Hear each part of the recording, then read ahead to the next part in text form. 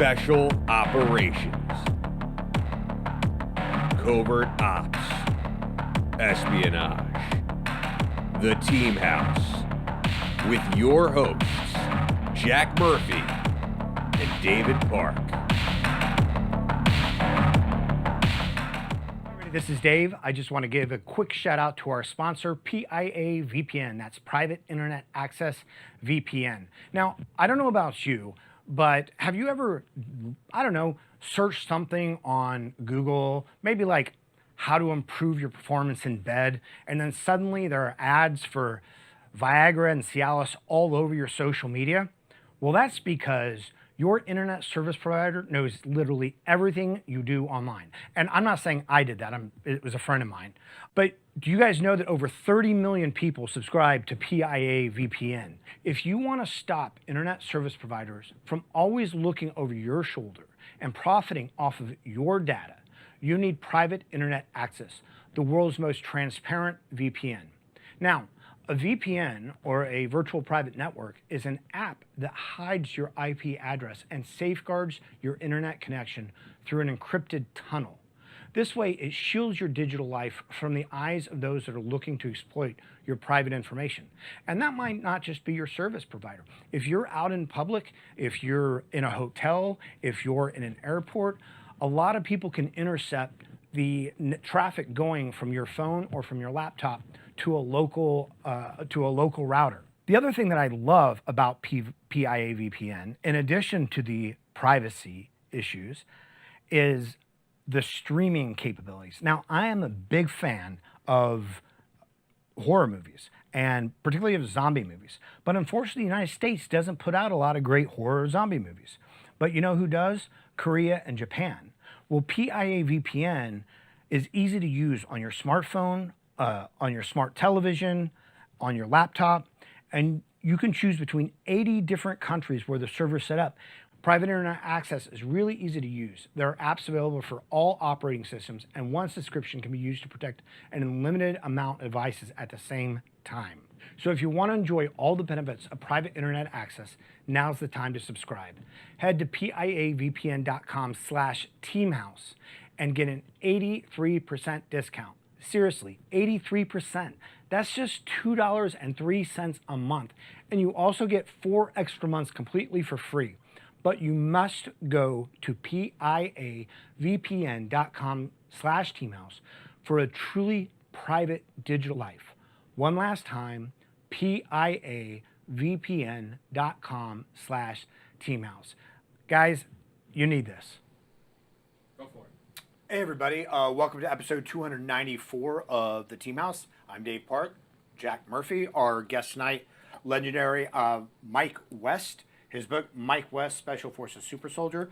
Mike served in the Gray Scouts, the Rhodesian Light Infantry, and the SAS, and then went back to Recce when all was said and done, and has done a whole bunch of other stuff. Please, well, thank you very much for joining us. And it's super late there, Mike. Thanks for joining us tonight. Pleasure, pleasure. Good one. Yeah. It's what time is it right now? Well, we're running at about just after 20 past 2 now at the moment. Yeah, you guys are great. Thank you for doing this. Thanks so much. So, That's Mike, a pleasure. we always like to start these shows with a person's origin story. How did you grow up? And what led you into the service?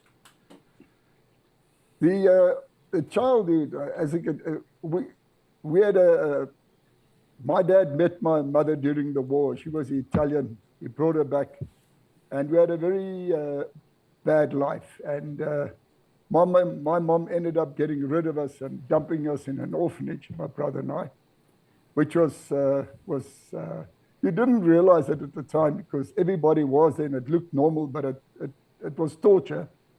So it was a difficult stage to go through, but it prepared a guy for life, what lay ahead.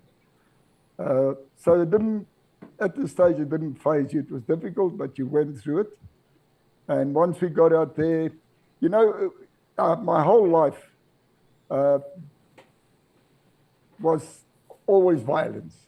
My family was violent. My father was violent. My uncles were violent. They all came out of the war. They enjoyed the old fisticuffs and fighting. And we witnessed so much of these fights. We used to walk over to a place we lived in a mining town in Welkom in the Free State. And our entertainment, our television was to go to the old Welkom Hotel and watch how the Italians and the Afrikaners used to get stuck into one another, bottle each other. It was absolutely, we enjoyed it, a lot of blood, and it was good fun. And that's what we lived with. There was a lot of animosity between us and the Afrikaans kids. This stems now, the parents reared the kids, they hated the English people, and this is what it's about. So we ended up going to boxing clubs, where I actually became a Northern Free State boxing champion. And we went through a lot of this stuff, a lot of violence, but life was difficult. It was really difficult. Obviously, we were very poor. You didn't worry about being poor because everybody was poor in the mining town. And my life turned out, I got a stepmother. My dad married another woman, a stepmom, and it didn't go very well. And I decided to disappear. I ran away, and I lived in banana plantations. I even slept in a subway with some hobos, and I slept in railway stations. And this was the way I was going. And through this whole tour of mine around the country, I eventually landed up in a place called Pretoria, where I had an aunt over there. And I must have been there 2 weeks or so. And then the police were looking for me. And then she notified, got hold of my parents or whoever she got hold of. But anyway, the cops came and got me, police, and took me back. And the plans were to put me in a reformatory. But some guy came up with a ingenious of an idea, and they decided to put me in the prison service training college, was in the Free State as well, in a place called Kroonstad, where they took me on, and I went there and trained as a warder to go work in the prisons. So that was up to there. Very violent life. Let me tell you, these little Afrikaners pounded us. I tell you, I don't think anybody's got as many hidings as what I got, my brother and I got thumped very, very Mike, seriously by these little Afrikaners. for Americans out there who don't necessarily understand South African culture, if you want to explain a little bit about the Afrikaners of Dutch heritage versus people of British or Anglo heritage, right? Yeah, that's correct. They still got anger from the Boer Wars when the English were down here. This anger still exists, and the parents installed this anger into their children. And these kids used to be like packhounds on top of us, and we had a tough time. That's why my dad put us in the boxing. We had to go to a boxing club. I remember I went to a boxing club called Western Holdings, and I had a coach. His name was Cyril de Beer, and I went over there, and I did very, very well. Well, I had no option.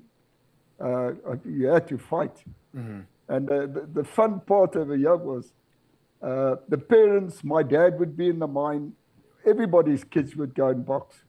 And the miners would bet probably a 10 cent or 5 cent, I don't know what it was, whose son would thump who in the club, And the coach, Cyril de Beer, well, he didn't really like the English either.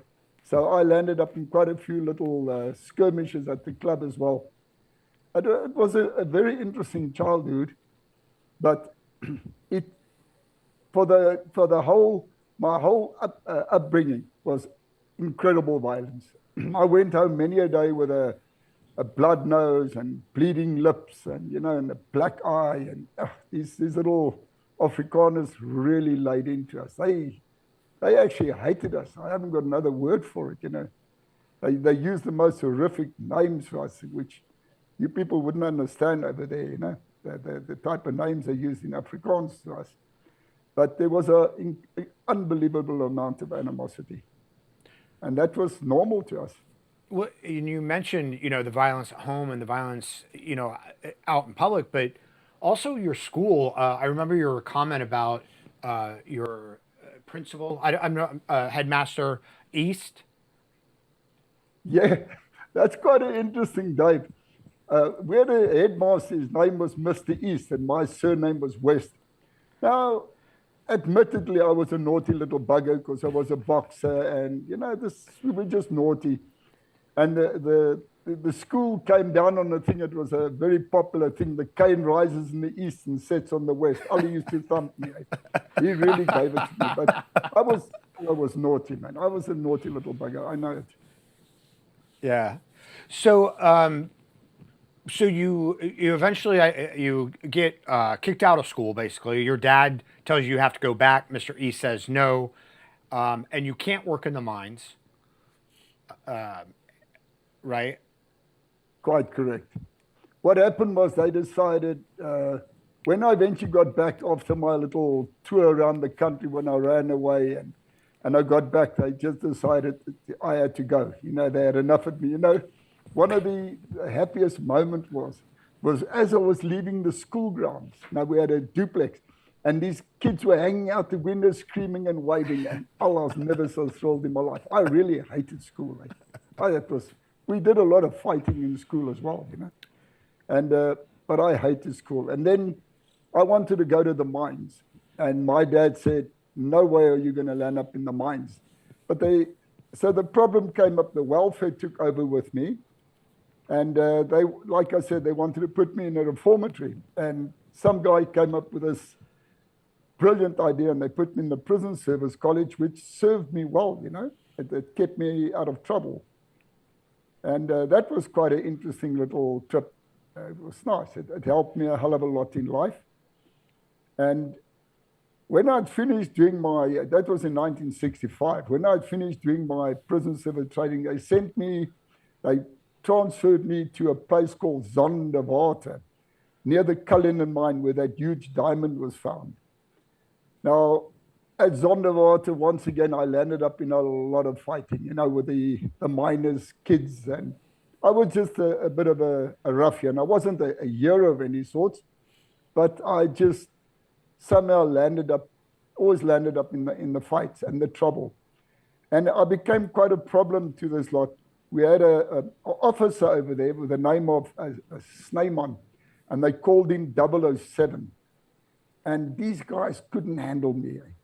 And I got up to a lot of weird things, and I was making money on the side doing other things.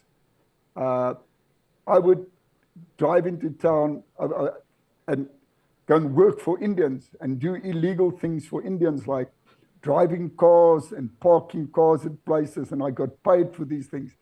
And I made good money, and they started to investigate because it didn't make sense how a guy like me could own Alfa Romeos, then Fiat 1500s, then motorbikes.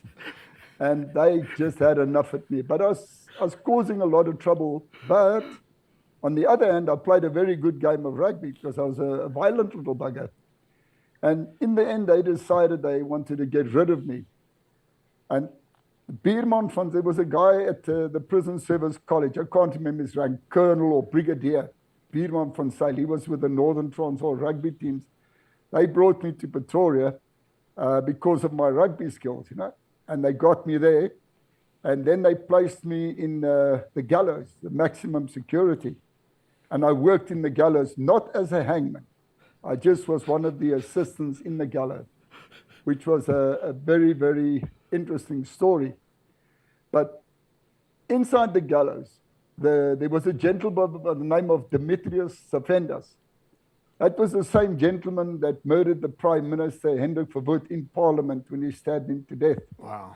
So I got to meet this chappie over there. He wouldn't reveal anything, but I met the guy. So that was a very interesting part of the history.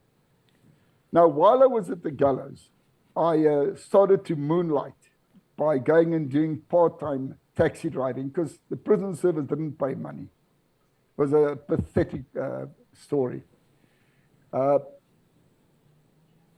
I was moonlighting on the one Saturday morning and at the railway station, and all of a sudden we see this chappie come running along in PT gear. And it was one of the convicted guys, a guy with the name of Van Steen. He had been sentenced to death for he killed a detective. He had an affair with the guy's wife, and then he murdered him, and then he got the death sentence. And I ran over and I grabbed this puppy, and well, obviously he tried to resist, which was he shouldn't have tried that anyway. But I sorted him out quickly. We dumped him in the car, and we raced him back to maximum security, where he escaped from. And it was such a strange sight to see, because they must have had 200 wardens with rifles and dogs, and they were going on this massive manhunt to look for this escaped convict. And yeah, I suddenly pitch up with this guy at the gallows.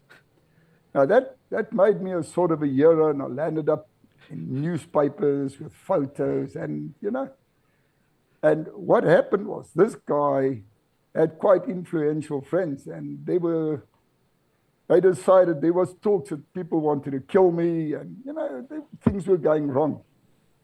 So the prison service decided they getting rid of me out of Pretoria for my safety, and they sent me to Point Prison in Durban, which was a real shithole, excuse the word. And I managed to get out of there and get back to Pretoria again. And when I got back there and I looked at this lot, and I thought, I don't see chance for this discipline stuff anymore. I just had enough of this lot. And I decided I'm now I want to become a full-time taxi driver. Now, people look at taxi drivers. I don't know, different countries, different opinions about taxi drivers. But those days, a taxi driver was an encyclopedia of knowledge, man. Let me tell you this. Now, I did a lot of fighting in the taxi game as well. You hit people, it happened. I was just that way inclined. And at that time, while I was at the taxi, I was fighting for a Phoenix boxing club, which was run by Tony Karam, a Lebanese guy, very, very good trainer. And the South African heavyweight boxing champion, Jimmy Richards, was at the club. But anyway, that was all the interesting parts. And I had a fisticuff with one taxi driver at the railway station. Now, it was a brute of a guy, and a very aggressive guy. And everybody was very cautious of him, because he lost his cool very easy.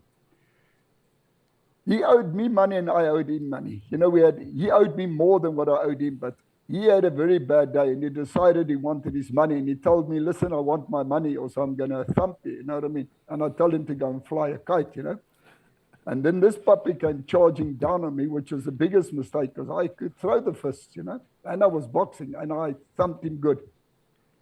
I beat him, and he fell over a car, and I was hitting him. People pulled me off, and this guy ran up towards the railway station, where the railway police were. And while I was standing down at the station, he came out with a railway policeman, and he was shouting, that's him, that's him, that's him. But I was angry at this stage of the game. And they told me I must come over, and I just told them to go and fly a kite, because I was very, very angry. But what the beauty here was? One of the other taxi drivers went up with him after I thumped him. And when they went into the bathroom and he had to rinse his mouth and the water was coming out of his cheek, I had given this guy oh man, I was so proud. How he took the blow, I don't know. But the water was coming out of his cheek, and I felt chuffed with myself, because he was an aggressive guy. Well, anyway, I told, he eventually, because the railway police couldn't get anything right, he went down to Central Police Station to lay a charge against me over there. But this was on the premises of the railway police. It was their jurisdiction, so they couldn't charge me. Anyway, this thing went up and down, and somehow or the other, the railway police, whoever's behind it, got sick and tired of us guys and decided we got to get off the station. They didn't want us there anymore, and it's good money, and everybody knew us. And I mean, you could come to me as a taxi driver, and there's nothing you couldn't have. I could arrange anything you wanted, Yeah. Encyclopedia of knowledge, anything. Doesn't matter what you want, I could arrange it. And I had very good customers, and I was making very, very good money, and I was living well. However, they decided, they had enough of us, and they removed us off the station, and we had to go and start a new rank in Vermeulen Street in Pretoria. Now, you can't just go and open a taxi rank in a new area. You need clientele. Anyway, that didn't work out, so I sold my taxi. I had a Hillman Vogue, a little automatic little job, and I sold that to an Italian guy with the surname of Ramondi, and he bought up quite a few of these taxis. Well, he lost all his money eventually because it didn't work. I went to work for a guy with the name of Vessels. Good guy, nice guy, he had a Valiant, one of these old Valiants. And I was doing quite well over there, but while I was over there now, there was a local pub called the Van der Stel pub, and there used to be all these railway apprentices, ruffians, man, really rough little guys. Always used to, a lot of fighting, and the barman's name was Richard, and he asked me one day, don't you want to come and sort out these puppies for us, And then every time they called, I'd drive down and I'd go and thump these guys, I got a couple of good shots against their head there as well. But anyway, I sorted this lot out at in the pub. Now, this Vessels guy, now I was losing, customers would come to the taxi rank and I wasn't there. And they went and complained about it. So he came and he gave me a bit of a bollocking, which I didn't handle. I told him to go and fly a kite. Now I was jobless. I had no work now. Where do I go? I need a job. At this stage of the game, I'd married another woman and I had a kid with her and I needed an income. So I get an ingenious idea. I decide I'm going to join the army. Now, at this stage of the game, these special forces of South Africa, the Recces, very well-known special forces, they were on the go. And I was sitting in the pub talking to Richard, and I said, well, I'm going to give this a go, I'm going to give it a go. So I go over to the head office, a whole lot of guys, we're completing forms, sitting there, we're handed in, we're waiting. And the guy comes out, he was speaking in Afrikaans, and told the guys, okay, we'll contact you. And they came over to me and said to me, you can go, you don't qualify. I said, what's wrong? I said, no, you don't have qualification, because I was expelled. In standard 6, I had a standard 6 certificate because I was naughty and I was fighting, and we were naughty little buggers. So I had no religious upbringing, nothing. Religion didn't exist for us. We weren't worried about things like that. So I said, where do I go with all this crap? So Richard and I are sitting in the Van der Stel having a good chat, and we talk about Rhodesia. Now, the war was on the go in Rhodesia, and I said, hell, man, I must give this a go. But now I know I've got absolutely no military background. I've never served. I'm a damn taxi driver, came out the gallows, taxi driver with no military experience. How am I going to get into a military organization? Now, way back when I lived in the Free State, a guy with the name of Bruce Fisher came and lived with us, and he was in the army, and he used to spin a lot of garbage. I didn't know at the time. I used to believe him. And whilst I was a taxi driver, we would take a lot of the guys to the military base in Voortrekker, and I used to listen to all these stories.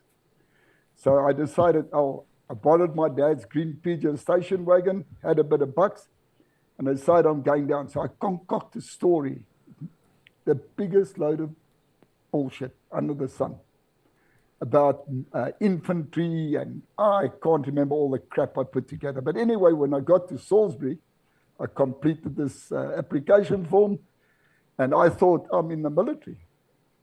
No, we had to go back, and they would inform me, they'd call me up. Hell, what a disappointment to go all the way back, because now you've got to ride in convoy, but with the BSAP escorts you, because the convoys got ambushed by the terrorists on the roads. Anyway, all the way back, I don't know, I'm speaking in the correction, maybe 3 weeks down the line, I get a telegram, ticket and all. I'm being called up to go to Rhodesia. Man, was I thrilled. Oh, man.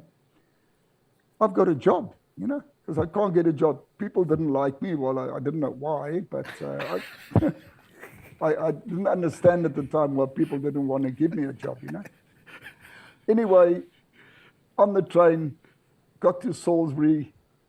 There are some guys waiting in the Jeep. pick me up, and they drive me off to a place called Nkoma Barracks to the Grey Scouts. Got there, and it's horses and equestrian centers, and I felt so proud. I got a camouflage uniform, boots, and oh man, I felt on top of the world, you know. I'm in the military as a taxi driver with the biggest load of crap. I don't know anything about military. Mike, how old are you right now?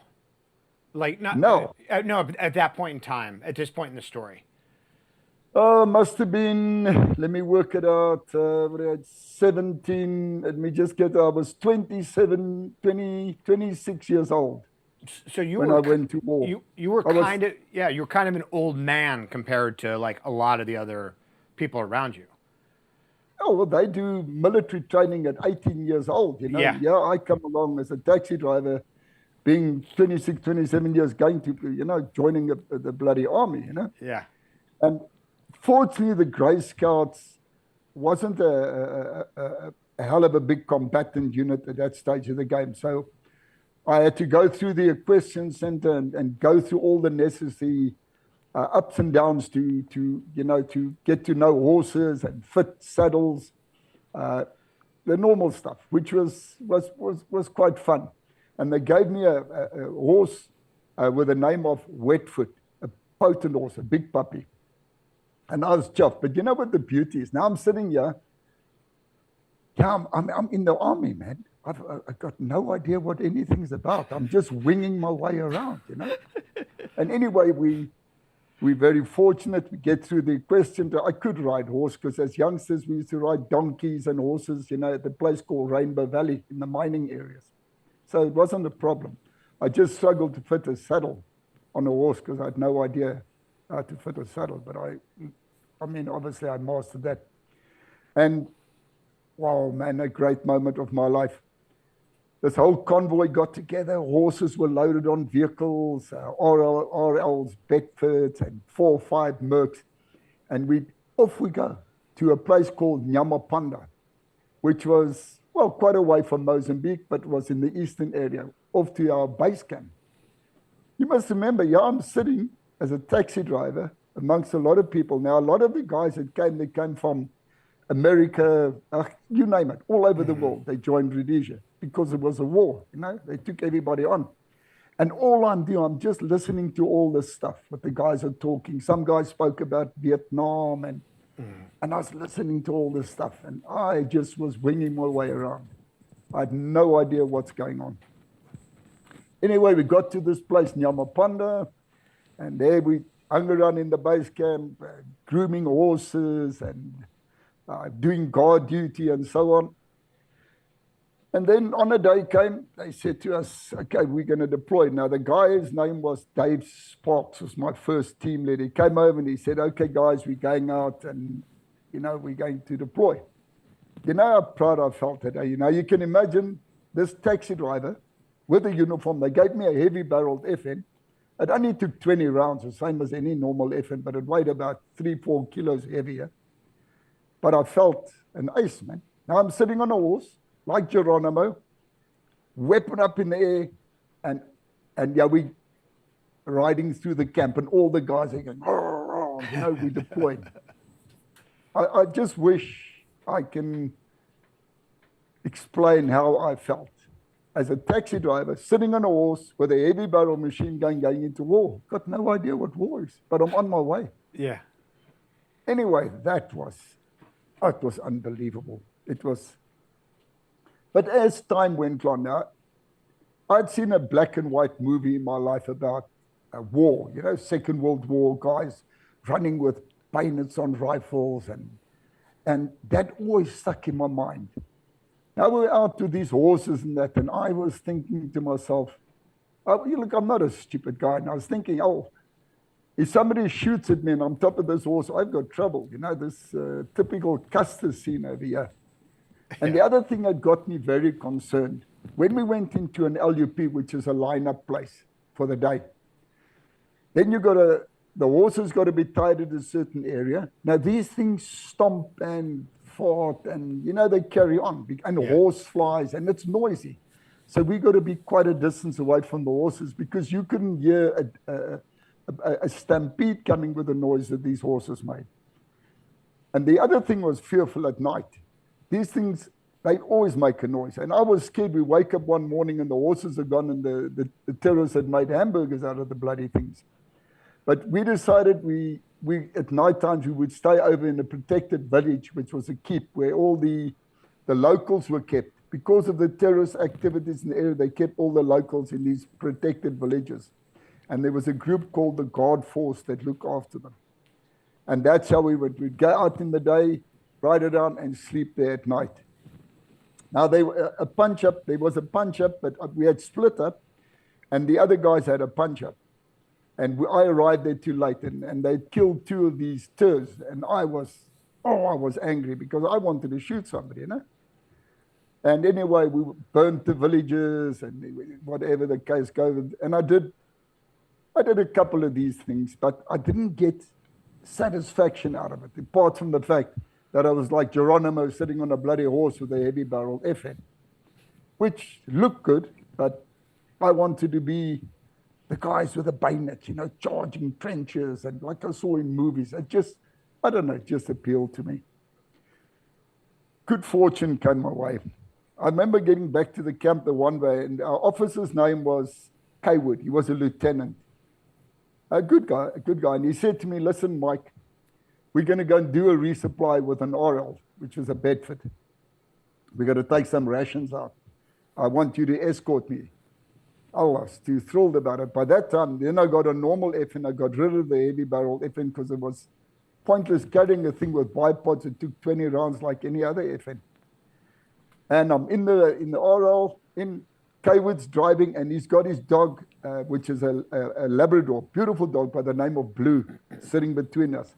And here we go, driving into the sunset. I never forget looking, you know, we were going east. And I just felt so much, sitting with this FN out the window, you know, I'm serving a purpose. No idea what the hell is going on, man. And anyway, the roads are in a very, very bad state. And it's zigzag all over the road because of it's a lot of potholes and you name it, very bad roads. And I remember us coming with the speed to the one side, to the left-hand side of the road, with like a dip where we could go through quite smoothly. And all of a sudden, nothing. We hit a landmine. Oh, man. Now, I couldn't identify a landmine for the life of me. I didn't even know what a landmine is, you know. I only learned all these things afterwards. What happened was, the vehicle, we were traveling east. This landmine hit it, lifted the vehicle up, threw it off the road in a southerly direction, facing south. And there we sat. The windscreen was out, and the dog was gone, and I was sitting there, it was just dust. And I didn't even, okay, I'll tell you what happened over there. Now I'm sitting, and I looked over at Kaywood, but my ears are blasted now, you know, the eardrums. Mm-hmm. And I remember him saying, we must get out, they can kill us, you know. And I jumped out. And when I got out, I'm holding my FN in my hand, and it's broken. I've got photos of it. It's actually smashed. Now, what happened was, good fortune. When the landmine went off, now what you must understand, the RL has got water in the tires for the shock. Then it's got conveyor belting, riveted on the floor, and then it's got sandbagging. So you sit with your legs quite bent. Mm. Then you've got a crossover seat belt that ties you down. Now, when we hit this landmine, it snapped the seat belt and hit me into the ceiling, the roof of the cab. And good luck to me, the FN came past me and smashed and damaged, broke the weapon. Had it caught me under my chin, I would have lost my head. It would have decapitated me. Anyway, I get out here. I'm standing with this broken weapon in my hand. Don't know what's going on. I'm deaf. It's a hell of a story. And yeah, Blue comes running over. Now, when the landmine went off, Blue went right through where the windscreen was. He went right through. But it came over all happy and no problem. All of a sudden, all these vehicles arrive. And it's these engineers now. I'm learning as I'm going along now. And we get a lift. They load us there. They take us back to camp. When we get back to camp, I'm with my broken F, and then we learn there's a mine called the TMA-3, which is a Yugoslavian. It looks like these cheese, you buy it in the supermarket, you know, the cheddar cheese in the red. There's that shape. It's got no metal on it, just the TNT. Now, this was a double puppy because of the size of the hole and the way it threw us. Now, I wasn't supposed to be alive, but I didn't know it at the time, that I'm supposed to have been, you know, because I was right on top of the landmine. But I felt, I tell you, you know how proud I felt of that one. I had survived this landmine. Everybody slapping me on the back. My back was hurt. My ankle was hurt, but I felt top notch. I had now, I'm in combat, man. This is what I've wanted. To be in war, and this was it. I was so proud of myself. And whilst I was in the Grey Scouts, I heard about the Rhodesian Light Infantry. These guys used to jump into combat from Dakotas or deploy by Alouette choppers into the war, into combat. There's no question. You go on the ground and you look for tours, you're right in the combat. And I thought, hell, I want to join this, man. You know, I want to progress a bit because this landmine really motivated me. I loved I just felt like a hero, man. Anyway, got back, did my forms, and they sent me to RLI, and I landed up in 2 Commando. Now, remember, I'm now 27 years old, and my troop commander was a guy with the name of Mike Recce. He was a lieutenant. He was 19 years old. 19-year-old kid, and all the youngsters, the people around me are kids. And here I'm standing amongst these kids. It was another world, you know, but I was there, and I was happy I was there. And woe betide, just my luck, they decided that I was going to be one of the guys going to be trained as a paratrooper. Now, in Rhodesia, they had to train people in parachuting because we didn't have enough Alouettes to deploy everybody. So I landed up on a parachute course, basic parachuting. My instructor was a guy with the name of Andy Steen. It was a magnificent course. It was out of this world. Now I'm a parabat, taxi driver, no war experience, on a para course. Yeah, I'm standing, and now I'm a parabat. And I got a 19-year-old officer leading me. Let me tell you something. This guy's name was Mike Recce. He looked like a Tom Cruise, a hell of a handsome-looking guy, smart guy. You would never say that this guy's a combatant, but balls of titanium, man. You must see these guys in combat. I've never in my entire life, well, up to that stage, I mean, what did I know about war? 18, 19-year-old kids like that, they go into combat. Mm-hmm. Now, what happened was I was very fortunate. We deployed to a place called Grand Reef. We're there, and off go the sirens. We run to the Dakota. The choppers are warming up the gunships, the K cars. It's got a 20 mil. The G cars have got twin Brownings on. The Dakota warming up. We got the chutes on. Your weapon gets strapped, and into the deck you go, and off we fly. Now I'm very, very excited. I mean, I don't even know what's going on. What do I know? I just hear these stories, and then we get our stand up, you know, hook up, check equipment, and then eventually out the door, and we jump right into combat, man. You know how fantastic it felt. You know, the strangest thing is I didn't know any fear because I didn't know what war was. There was a hell of a lot of shooting and bangs.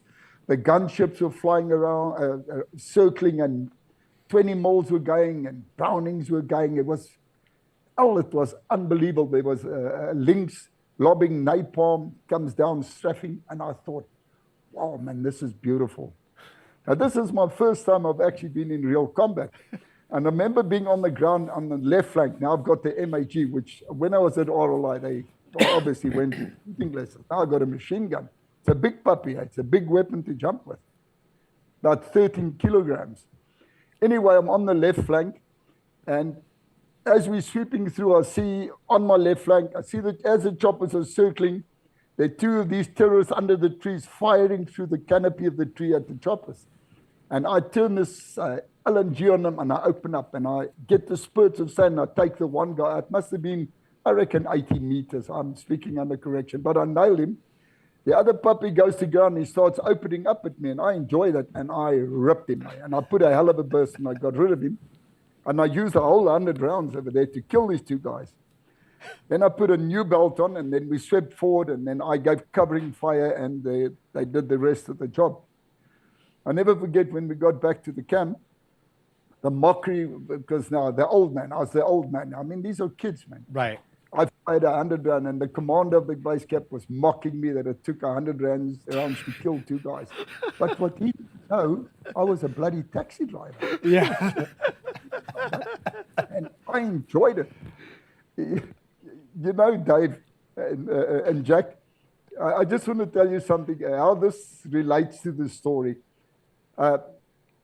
2 women are sitting and having tea, and they're chatting about the kids, and the one says to the other one, oh, my son has gone to the military, they've given him a uniform, they've given him a big steel helmet, they've given him a gun and boots, and he's going to go in and kill all these people. And the other lady looks at her and says to her, but aren't you scared they're going to kill him? She says, but why would they do that? They don't even know him, you know? So that sort of gave me that feeling. Yeah. I went into combat. People were shooting at me, and I wasn't scared because what do I know about bloody war, you know? But I enjoyed it. It's fun. How Now, can I? Numerous of these punch-ups, a lot of punch-ups. Mike, can I just ask you real quick, because obviously when you were younger, you were it seems like you were very anti-authoritarian, right? You were your own person. How did you find your way to mesh with the military where that part of you didn't come out? I was so keen to have a job. I just fell in with the story. I just followed orders. I just did what I did, you know? Yeah. I just blended it. It's just flexibility, call it that. And the most difficult thing for me was, Dave, you must imagine, these are youngsters, man. Yeah. Kids. Yeah. And in that contact, I saw these guys in action. And you don't see this anywhere. It's unbelievable to see 18, 19-year-old kids carry on like that. I'll explain a bit further on. Anyway, I landed up in a lot of punch-ups, and I enjoyed it. And I know there's a lot of talk where they say everybody craps himself in war and that, but I just couldn't wait to get out of the bloody plane. I don't know what it was. I just got a hell of a thrill out of this. I didn't even worry about death. Death never worried me. And we went into, we had the Zulu scouts would be on the ground. They would pick up the terrorists coming in the country. They would notify the fire force in the area, and then we would go out. And we went out for another punch-up. It was a nice big group of tours over there. And we jumped out. And I had the MAG. Now, the MAG, if you see the fight, it's a massive weapon which is strapped over your shoulder. It's massive. And I'm coming in for a backward landing now. You know, they're taking shots at us coming down. And I connect the ground. Without knowing it, the butt breaks off of this MAG. And I'm on the ground, I loosen it, I get it up, and I pick us up, and it's like a submachine gun. It's got that but the butt still is attached in the sling, so I throw it over my shoulder, I got the pistol grip, I loosen the bipods, and I tell you, it must be the first time. I don't even think Rambo has done this, eh? Right. And go into combat, didn't perturb me. I'm honest with it, didn't even perturb me. And I've got this thing, and I'm having ball, man. I'm going in, I'm having fun. Anyway, we called a lot of guys there, and the one guy managed to slot one of these guys who was carrying an RPD. Edward Linzel was his name. He passed away recently. Brilliant youngster. He was 18 years old there. I was towering over these guys. These guys had bum fluff, man. You can't believe it. The bravery is, I can't explain it. Anyway, they give me this RPD, and they took some tours, I don't know 2 or what, they threw them on the aloe with a gun, and off it went. Now I'm sitting with an RPD, and all I had to know is where the barrel was, where the trigger was, and the safety catch, and I was thrilled. And I so badly wanted to kill somebody with this, and we went in, but I didn't have a chance to kill anybody. I was so peed off with this. I really wanted to kill somebody with this. Anyway, went back, took the RPD, and so on and so forth. And as this thing progressed, I was so excited with this, you know. I'm sure I could have fathered some of these guys, you know. Yeah. And the beautiful thing came up in '77, Operation Dingo. probably the biggest operation ever in Rhodesia. I think it compares with Vietnam, with the biggest op ever there was. And I land up with Mike Rich, the 19-year-old guy. Oh, what a gutsy guy this is. You can't believe it. It's awesome, man. And MAG, and off I go. But I mean, allos now, we're going out as stop groups now. And the 3 commander and the SAS were going to jump in, sweep to the camps, and we were put in a type of horseshoe around it. I can't remember the whole story, but I'm in the stop group. And they jump in and they rip it and they come running towards us. Man, what a dream that was for me. I loved it. I can't explain it to you. I was 7th Heaven. Now that was beautiful. We nailed these guys. And I really mean, we floored them, mate. And we swept through but anyway, we culled stacks of these guys. But now I'm lying there at night and I hear all the bangs and because there's fires and whatever. And I'm listening, I say to myself, you know, I saw the SAS wings and the brain, I saw these things around previously, and I thought, hell, man. And I've heard so much about, look, there's nothing like the SAS anywhere in the world. I'm telling you that. And I thought, hell, I want to be in the SAS. So once we get back to commander, I go to Mike Rich and I say, I want to go to SAS. Application form, selection. Oh, man. Did I regret that? How long have you been between the Gray Scouts and the Rhodesian Light Infantry? How long had you been in the service at that point in time? Oh, I can't remember offhand. I must have had about 3, maybe 6 months. I don't know. I'm speaking under correction. You know, time goes so fast when you're in the fire force because you're in so much combat. Yeah. You know what I loved about the RLI? You don't jump in and you don't fight. When you jump in, the Zulu Scouts have pinned the gooks, given the lockstat where they are, the decks come, they drop off gunships, pin them down, and we go and we cull. And it's absolutely amazing, you know? Yeah. So time goes, time flies. The one day we deployed twice. The record is 3 times. I can't remember which commander it was, but we deployed twice. And that day I felt it because we got out about after 6 that night. But it was a hell of a punch-up. But it was so enjoyable, you know, that smell of the gun oil. And I don't know, I just craved this stuff. I just loved it. Maybe my childhood dreams of seeing the Second World War movie. I couldn't get enough of this. Anyway, this SAS appealed, man. I thought, okay, I'm going for selection. Wow, man. Wow. Let me tell you, all the instructors in the SAS are qualified operators. They don't take shit. Man, I only realized when I was there, I heard stories. And the stories you hear about SAS selection, believe it. I'm telling you, believe it. It's another level. That is torture. But I was determined to make it. Now, with the reputation that I arrived there, they didn't really favor me much. And they gave me a hard time. But I was a tough cookie, you know. I wasn't going to give in because I wanted that beret and I wanted to be SS. I wanted the war that they had. I wanted this combat. And I stuck it out. Look, they gave it to me. But I was fortunate over there. They at one stage, they hammered me very, very hard. And the guy's name was Rob Johnson. Was a major, awesome operator. I operated with him afterwards. Was calm as hell under fire as well. A brilliant operator. And they decided they didn't exactly like who I was and where I came from. Because I was a troublemaker. And I did a lot of smuggling, I told you. I drive cars, park cars, don't know what's in the cars, get paid, land up in fights. Was a bit of a hooligan. And he wanted to get him. So they turned up the pressure on me. But to break me, you needed to have a hell of a lot more instructors. Because I wanted to be that. I ended up wrestling in the mud with Brian Murphy, a Rhodesian rugby player. Man, a potent guy. What a tough guy. Him and I were brawling in the mud. Anyway, eventually Rob Johnson went to Darrell Watt. Because Darrell Watt got wounded in the leg. And he was on the selection. He was out of combat. And he said, we can't break this puppy. And Darrell said, give him to me, man. You know, I'll take him. Because Darrell was my type of guy. Darrell's a shit stirrer, right? Yeah. Listen, this is a tough puppy. This is not a type of guy that you find anywhere. It's a very unique human being. Eh? He loved trouble. Where he's out of the bush and you in town at night, he will fight. He'll cause trouble. If he's in the bush and he's bored, he'll go and look for trouble. And I love this guy. But I'd only heard of Darrell what then.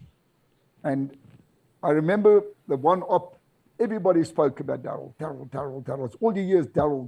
And I wanted this guy because I just somehow knew this is where the fight was, you know. I landed up in a lot of punch-ups with different officers but I remember going on this op with him now, and we went to an area called Kavala Manja. Now, we were a 4-man team. Now, I was the RPD gunner. I loved machine guns because, you know, I could kill with this thing. Now, I loved it. Just something appealed to me. I was a bit of a nutter. We had a signal, a medic, and Darrell Watt and myself, and 4 guys. And we got into an LUP area, which is a high ground. And we were sitting up on the hill and we were scouting, looking with binoculars. You know, you look for shine. You know, your normal shape, size, spacing, silhouette, shadow, shine, movement. And we look for this. And as the day got near last light, Darrell came over. He said, listen, I picked up a glint. It was to the west. He said, I picked it quite away from there, probably about 7 kilos. I can't remember. He said, we're going to go investigate. He said, Mike, you're going with me. So we leave all our heavy kit behind. I've got just my normal belt webbing on and my RPD. I loved my RPD. I loved it. I could have married an RPD, and I just loved the weapon. Anyway, we went down, got into the night, walked, and eventually found vehicle tracks. Remember, I come out of Fire Force now. I've got a lot of combat. I'm not scared of fighting. You know, I'm used to combat now. And Darrell, man, I wish you guys could meet this guy. This guy's as wide as what he's tall. And man, I called him the god of war. Nothing like Darrell Watt on this planet, man. Anyway, we're walking and we get to a makeshift boom. And the vehicle tracks are going in. And Darrell's walking. I'm following Darrell. And we walk right into a Turk camp. But I think most people who realize it would turn around and scampered in another direction. But not Darrell Watt. He just keeps walking. Now, I don't know if we were in the middle of the camp, on the side of the camp, but we were between the Turks. I could hear the night sounds. But I had this RPD, and I was ready. And Darrell was walking. Beautiful moonlight, but a lot of trees in the camp. And we walked, I don't know, maybe 100 meters to get through this camp. Other side, we got to a cacti bush. Now we're standing in bright moonlight. It feels like I'm standing, you know, under a light, so bright. And he's just listening. And I'm standing and I'm waiting and I don't know what's going on. And he just does this and he goes back on the same way. Walking and all these night sounds. And I think, wow.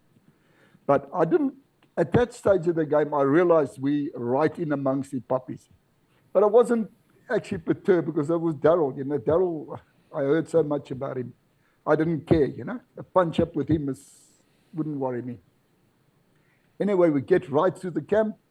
We moved a long distance from the camp, and we moved up into high ground. Now, we're sitting on this high ground, and suddenly we hear these rifle shots, these gunshots going off. Now, I don't know what's going on. I mean, I'm a Fire Force man, you know. A taxi driver, then a Grey Scout, blown up with a bloody landmine. Now I'm sitting in this. Good, nice combat. And I said, what's that? Darrell says, it's hunters. I said, hunters? He says, oh, they're going to shoot me tonight. I said, oh, you see, would you like to go and take his guys out? I said, oh, fuck, I'd love it, you know. I'd love it. And he says, okay, let's go. Listen, this sounds like you won't even see this in a bloody movie, but it doesn't register to me. To me, it's normal, you know. I'm just doing what I'm told. And Darrell walks, gets down, he finds some jumbo spore, elephant spore, but there's a lot of bush, it's thick, it's Zambia. And he points in that direction, he says that way, he says, off you go. And I thought, what the hell? Now I'm walking with the RPD. And I'm walking, I look at my periphery, it's about 5 meters behind me. You know, I might as well be walking in town window shopping, man.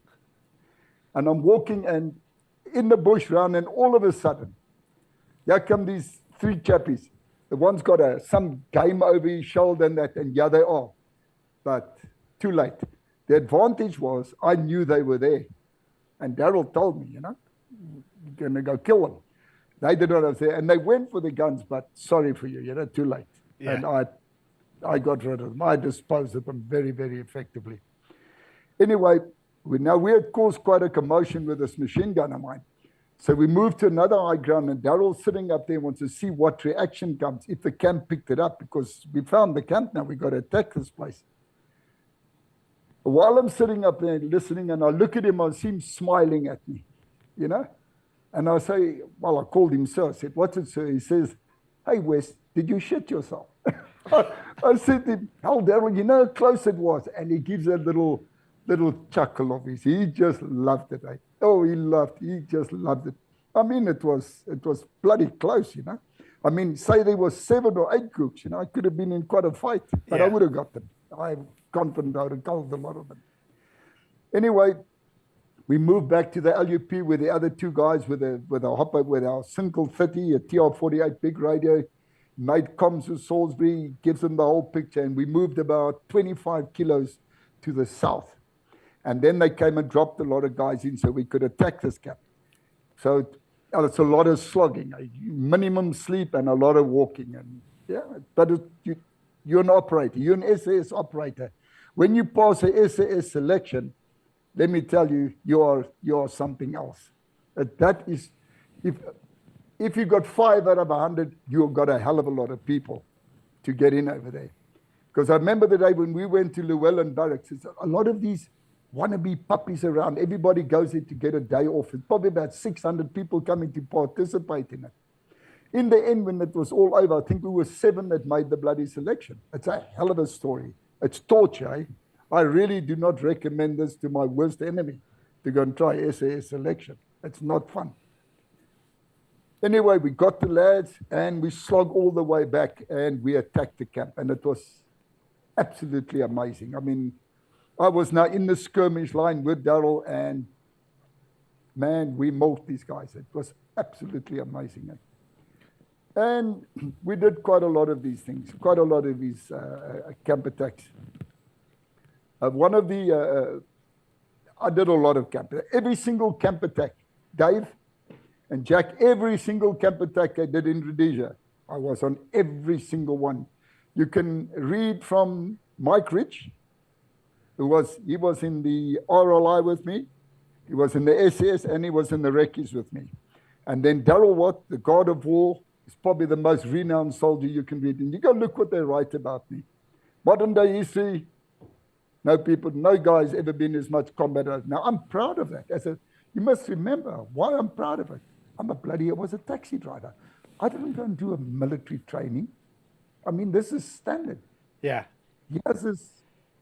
Man, that was absolutely crazy. How, you mentioned selection a bit. Can you tell us, we're familiar with like United States selections and even a bit with the British SAS selection, but can you tell us what it was like in Rhodesian SAS selection? It's happening during a time of war, kind of in a near a war zone. How did that work? How long was it? Well, we went to an area called the Matopus, very mountainous area. A lot of scorpions and gommels, hills. It's sheer torture. Then you got RV points you got to make in certain times. The one you go through what they call a 36-hour rev. Now listen, this is really not. This is where most of the people fall out. They got a galvanized bathtub with ice in it and Coca-Colas and everything in it. And then they ride next to you and they run you in the heat of the sun with sandbags and they really give it to you. And they tell you, come on, jump on, man. Go to the club at night. There was a club called the Electric Circus in Bulawayo. Go with the dollies, man. And you see other guys jump on and take the cokes. And that's how they lure you on. But it is hell. You go through a 36-hour rev. No sleep, no food, no water, no shit. Wow. And you got bricks. And all you got to shout the whole time is, I love my instructor. I love selection. I love my brick. And you got to carry on with us. And they nail you. And they nail you. It just doesn't stop. I can't explain it to you. And then at one stage, they line you up in a line. and they come with a salt tablet. I can't remember what they call it, with quinine also for malaria. And you open your mouth, they chuck it in your mouth, and you got to chew it. Then they got a dirty old bloody kettle, which they get dish from the scullery. They rubbish dirty water, and they walk past and they're just pouring it. And if you get some in your mouth, you're lucky. And that's your water. But man, it is torture. Listen, it's torture. Then they pull another trick on you. When this 36-hour rev is over, we get a massive log. It must weigh about 300 kilograms. And it's called daffodil. A daffodil is our supposedly mortar tube now. And we got to go about 30 kilometers over uneven ground to get to a high point to mortar a certain town on a tourist map. Uh-huh. And you have to be there at a certain time. Yeah. Now, this is where now, whilst you're doing this thing, this is where you see where the guys start fading. Then when we get to the end of this, they give every guy a piece of paper and a pencil, and you must write down, who do you think must go? Mm-hmm. You know? Because that's where you see where the guys don't pull their weight. And right. You lose a lot of guys over there. There you lose a lot of guys. Yeah. And listen, man, I tell you, I couldn't do it today anymore. I'm 76 years old now. I wouldn't chance it again in my life. I wouldn't even think of it. Listen, it's not meant for everybody. That it's a very, very tough game. And then what? But it's beautiful. It prepares you. That's really, look, let's be honest. It doesn't matter how tough you are and how many selections you pass. If you haven't got it in you to go out there and face people with guns. Right. If it's not in you, don't do it. Because that's a different bloody ballgame. I mean, those people are trying to kill you, man. Yeah. We landed up in a skirmish line with another guy. I had another officer, and it wasn't Darrell. And I killed my first albino. Right? I was so proud of myself. He was a machine gunner, and I was a machine gunner. And I got rid of this guy. Allah was chuffed. I hit him flat out from the front, hit his drum. I shot him to pieces. Oh, man, you know. Allah felt good. So I read a book where, some Rhodesian book where they killed an albino. And I just felt like a hero. I killed my first albino. Allah was proud of myself, man. But we went on quite a few of these camp attacks, but a very nice one, one that I call nice. People probably say I'm stupid, but I don't know. It was nice. It was the Makushi one. Now there were females and males. And with what happens is the aircraft go in, the Canberras bomb the place, the hunters come in and strike, and then the gunships are up nailing it with the 20 mils and that. And then us guys come in with the Dakotas and we jump out. But we jump very low. You haven't got much time. If your chute malfunctions, you're dead because we're jumping too low. But we can't jump high because these puppies shoot at us. My chute actually got hit already, with rounds going through it. But it doesn't worry you. Now, with your weapon being strapped, you got a 9mm behind your reserve, which as you come down, you must, if they're shooting at you, fight back. But when we jump that low, you're on the ground very quick. I remember hitting the deck in Makushi, and I'm on the ground. We scattered all over. And I tell you, and I look up, and I just see this whole lot running towards me. And I got this high-powered Browning, and I'm just going. And I actually dropped them with this bloody thing. But a thing I remember, you know what, Dave and Jack, I swear to you, I can see the guy's eyes still today. He had a brownish type, looked like an overall, nearly like a SADF, South African Defence Force type overall. This guy in mid-air turned. He came running at me, saw me, and he turned in mid-air, but I double-tapped him and I put him away. So with a 9mm, while we're on the gun, some guys are stuck in trees. You don't know where the hell you land. It's a very dangerous game. And it can break one guy even broke a neck once, Keith Clutty. So it's a hell of a dangerous game. So you get your machine gun off or whatever weapon you got. Once you got that in your hand, man, and you form that line. Now the K car, which is your commander, the ops commander, guides the skirmish lines now from the K car, and then we move through the camp and we nail these guys. And listen, we're always outnumbered, man. 10,000 to 200 of us, or we hopelessly outnumbered, but we're SAS. We are men. These are men. And it's a different caliber of man that you've got to, people, I see so much and hear so much, but you've got to experience being with the RLI and the SA. I've never seen fighting force. I don't even believe anything like it exists on the planet. Mm-hmm. It is unbelievable the amount of people we take on, the trenches we take on, the amount of fire we take, and how we beat them at their own game. It's unbelievable, but you know how you do it if you've got the right teacher. I'm so glad I had Darrell Watt around me most of the time, because Darrell Watt, I don't know, that guy just didn't stop me. He was, oh man, I wish people could meet this guy. This is the type of guy I'd like to have up on the world stage and tell people about this guy. Oh man, what an operator. Anyway, we sweep through these camps. It was quite a good op that. And the one officer, Colin, was there next to me.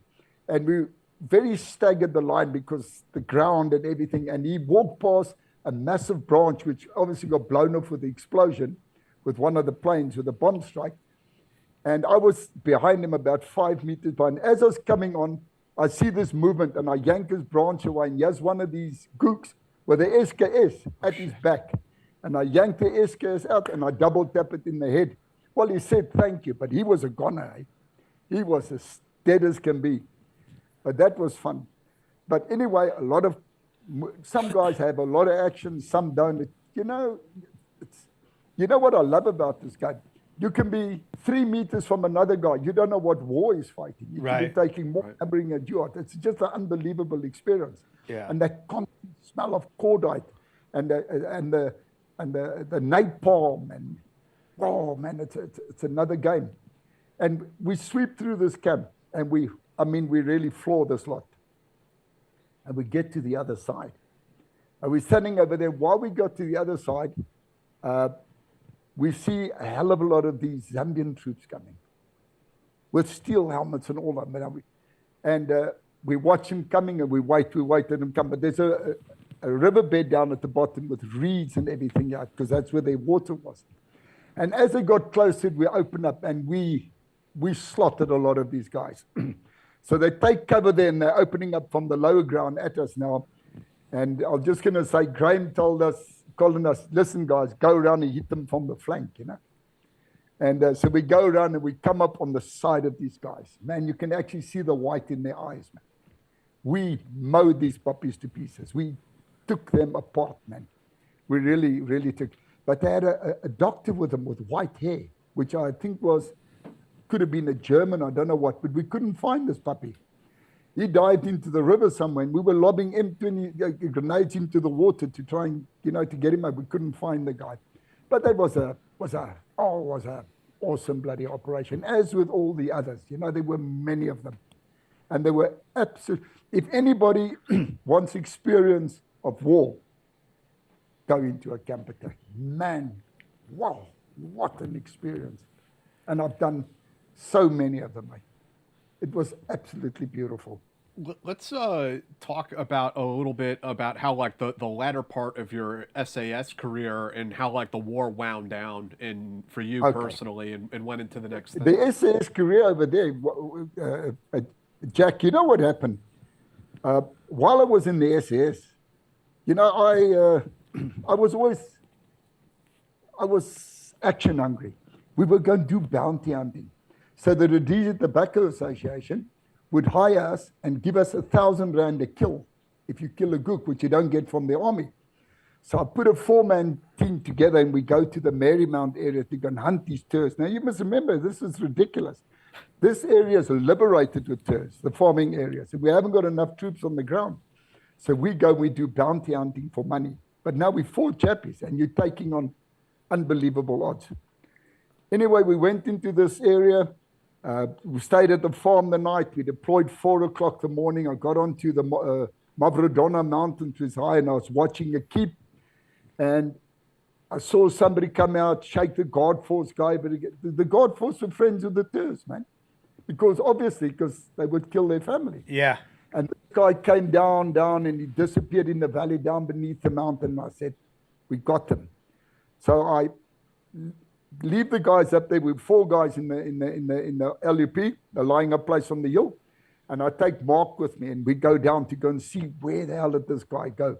Anyway, we work our way down, and we got into an area that looked like a holiday resort, man, with the way the rock formations were. It was absolutely amazing. But there were no tours there, but we can see it was a holding camp. And so Mark puts up 4 claymores, puts up a bank of claymores over there, well concealed, you know. And we move back now to go back up the thing down. But halfway up, yeah, we hear this. Listen, that valley, the mountains, that's a hell of a puppy game off over there. So I get on the small means and I call the other John Barry and the Gill guy. I said, hey guys, come down. We've got the gooks. You mustn't let them get away. You know, we want the money. So they come down, but now it's getting dark and it's starting to rain. It's really raining. And we're moving down. And you've never seen such rocky area in your life. And trees, it's unbelievable. Down this saddle, like we call it, going down. And we're moving down, and a hell of a long distance up through a gap, I see 2 guys carrying a guy on the stretcher, and I'm pointing, and I'm showing we must go. And all of a sudden, all hell breaks loose, and a firefight breaks out. So I've got the LMG with me. I love my machine gun. And I'm pumping lead, and I hear on my left flank, I'm hit. And I recognize John's voice, a very good friend of mine. He was the godfather of my daughter, very good friend of mine, under 19 Rhodesian rugby player, brilliant guy. Anyway, I get over to him. Yeah, he's lying. Now, you can't drag him. He's hit through the midriff now. And we're in the ship there. There's big ship, and it's dark, it's raining, coming down, and he's now wounded. So what happened is I can't him. So I kneel behind his body, and I fire over his body, which is the only thing I could do. But he's screaming because he's in pain. So I take my face veil of my neck and I stick it in his mouth. And John was the medic, and he left the MA3 pack behind in the LUP when I called them down because he rushed down. So we had no morphine, we had nothing else. We only had Sausagon. And each operator carries a Sausagon and a bomb bandage. So all I could do, I hit John both Sausagons, couldn't patch him up. It was too much blood. Those bomb bandages could nothing. So I fought over his body and I stayed there for the whole night. But it's raining now, and it's cold and it's miserable, and slowly but surely life was running out. All I could do, the best thing you can do for any guy in combat is give him hope. Now, we knew there's no support. When you go on bounty hunting, nobody supports you on your own. And I just kept telling the choppers are on the way, which was a lie because I knew John was dying. Anyway, he died. Anyway, the next day, we mowed the trees down with the LMG. The choppers came, they loaded John's body, and we had to go back to the Joint Operations Command at Matopus. Gave them the whole story, what happened. They ferry us back to Salisbury. And remember, I conducted, now, you know what I didn't mention here, I conducted the illegal operation as a trooper, no rank, and I took guys into war. And I lost a qualified operator. Now when I get back, I can't explain to you that it's dead quiet. I see other SAS guys standing, but everybody's dead quiet. And I got to go over to the main block, to the head office, and they tell me to stand outside. And the RSM comes over, says, wait here. And then he comes and he doubles me in now.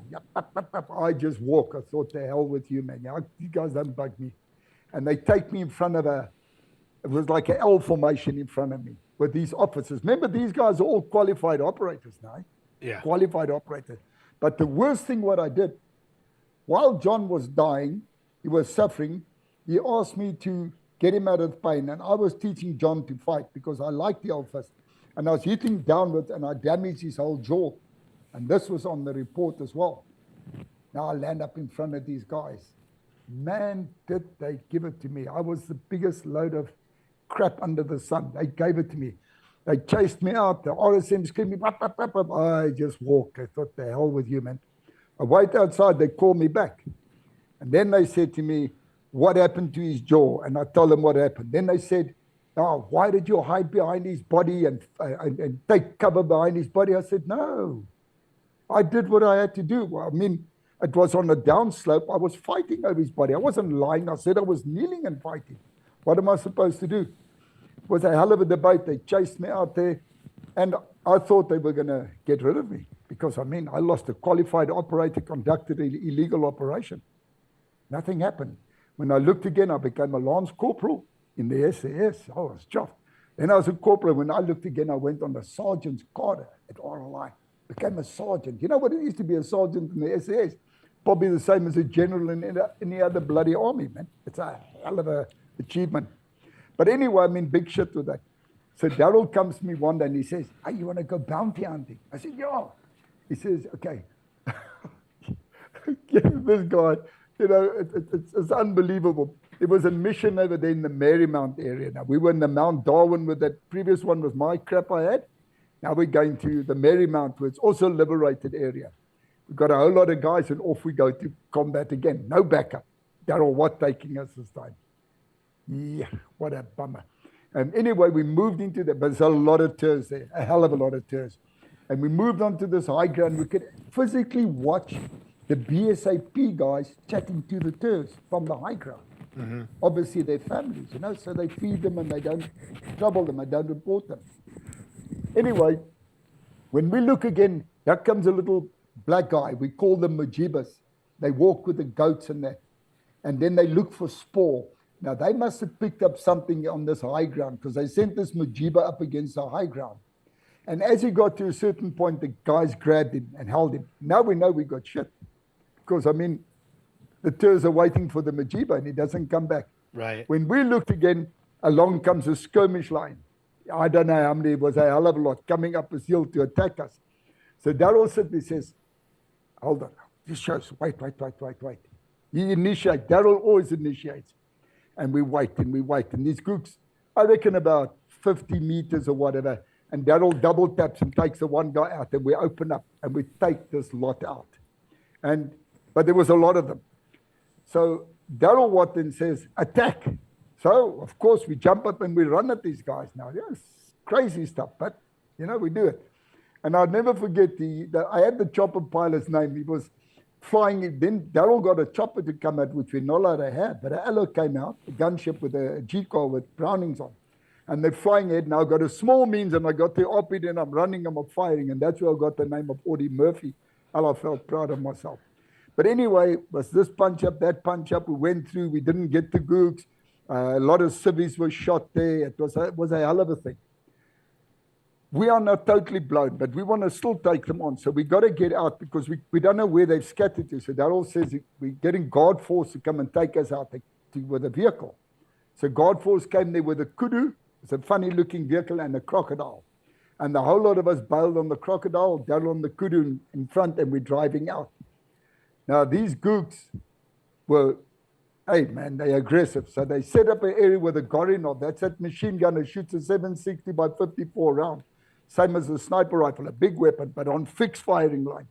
And they set this weapon up and RPG-7's waiting for us. And unbeknown to us, yeah, we're going. And as we got to a certain point, they said, how's it, baby? And I'm sitting with my back against the cab, my head lying back, you know, relaxing. And this RPG-7, 30 centimeter, enters and blows the driver to smithereens. And of course, eardrum's gone again, but the shrapnel hits me, hits my weapon. You must see how my OPD look. Doesn't hit me again. Much the same as a landmine. Throws me to the ground. We come up and they're pumping us with the Gorinov. Fortunately, it was set on wheels and it hit just below the lip. Otherwise, none of us would have survived it. Anyway, we opened up fire. We jumped off. Darrell lobbed mortars and we managed to repel them. And then that's when they abducted all those nuns and that from the Marymount Nation and all that. Once again, all over, we get back to Salisbury. I won't even use the language. The officer looked at me and said, you are such a, don't you ever bloody learn.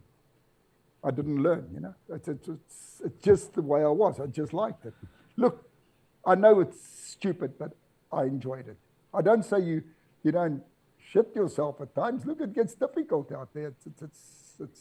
Have you ever had rounds coming? You guys got experience out closer. It sounds like popcorn, man. Sure. Yeah. Now, I could never describe it. My friend Blackie from 3T Battalion said, oh, like popcorn. I said, exactly that. I've been under that on numerous times. But anyway, this whole thing went and everything came. Then, to end it, what Jack, you were asking, how tapered down. Look, it was a hell of a lot. I can carry on all night. I can talk a whole week to you guys. I can talk on the world stage. And I don't need book and I don't need to make notes. Dates, yes, but not eras. I know my thing. This is my game. I loved it. We got to a stage over there when they decided that we must pop Mugabe. And who do they select for the job? Darrell Watt and Mike West. Off we go. We had a team that helped us, and we had this culvert under the road, this pipe, and we packed this with TNT and all because he was coming back from a rally, and we packed all this, and we we're going to take his puppy out. You must remember, had we taken this democratically elected first black guy of a country taker, we would have been strung up, we would have been given away, I can promise you now. Yeah. But something went wrong. I don't know what went wrong. I've read a lot of things afterwards. Our detonation went off in front of the vehicle and we missed him. Now, we couldn't miss. I can tell you now, we couldn't miss. But we didn't, whoever set it off, there was an aircraft flying, a Telstar. We know something went wrong there. It's all the books I've read, you know, they talk about this, how there's this contingency plan to kill Mugabe after the election, but they all say that that operation never went forward. So, like, I'm hearing this for the first time that something did go forward. Oh, no, it did. That was a very serious thing. Wow. We really had it. And now Darrell and I, after that, we're running for our lives. And guess what happens? A bloody K car with a 20 mil in the air right above us. What the hell is this? You know? So obviously we're old soldiers, you know? So we're ducking and diving in this K car circling us with a 20 mil. Now, we read an article a little while later when the guy said, Mike and Darrell, my guns were cold. I don't know. I have to accept it. But we had to escape and evade out of there. And we managed to get to the point that we arranged where a vehicle picked it up. We washed us, changed our clothes, and we ride into a BSAP roadblock. And yeah, but we've thrown everything out the window. We clean. We got a dolly driving, Joe and a dolly driving the car with a cover story. They stop and they ask questions. They look around the car. And I see this guy look in the car, and he looks at the back, and he looks at Darrell. And you could see he knew Darrell was. He just went like that and he said, you can go. And off we went. And we got away with that one, eh? Oh, man. But I'm telling you, had we succeeded and we killed Mugabe, they would have nailed us because afterwards it came out who was behind it. Then we had another attempt, I think it was Borodale, when we went by his house, we were going to kill him. And then General Walls called. We had him in the house. He was dead. I'm telling you, he was dead. I could have run fixed bayonets in him and killed him. They stopped us, and he survived that one as well. It was an unbelievable war, but there was so much combat. Yeah. Wow, Yeah. It was unbelievable. It's interesting too, because I mean that was pretty early on from Mugabe, before a lot of the heinous stuff, right? Well, it was Zipra and some of the other groups Yeah. were pretty bad. Yeah. What Yeah. they did to the villagers. Oh, But, yeah. Yeah, when he came to power, When obviously he brings a dictatorship Yeah. in and things go south. Yeah. Yeah, it was another story that, eh? It was So tell us about how you left Rhodesia and how you entered the South African Defense Force. okay, but being Mike West now, I got up to some other bullshit again. I And I think got so. arrested by murder and robbery squad, Dave Anderton. And I got locked up. Well, anyway, I appeared in court there, and the money that I was going to commute was taken away and blah, blah, and all that. And I had to go back to the cop station. But now I missed out on the last photos of the SAS and everything, and I missed out on the last thing. When I got back, Dave, look, he knew who I was. He knew the SAS. He said to me, listen, giving you 24 hours, get out of this bloody country because I'm going to lock you up. So I gapped it. Now, by the time I got to the border, I was scared they're going to arrest me if I go through customs. So I got a dugout. Now, that's not what an uncomfortable thing to row across. And they're crocodiles, eh? And anyway, I got in this dugout and I rowed across. Got across to Limpopo, got to the other side, jumped out, and I must have fell this deep into the bloody water, man, with my bag because I hitchhiked. I got out the other side, stripped down, and had to dry my clothes off, because I'm a mess now. Eventually, I got this all done, and I headed for Pretoria. Now, the whole SAS had now come down to South Africa because June 1980, everybody had to get out.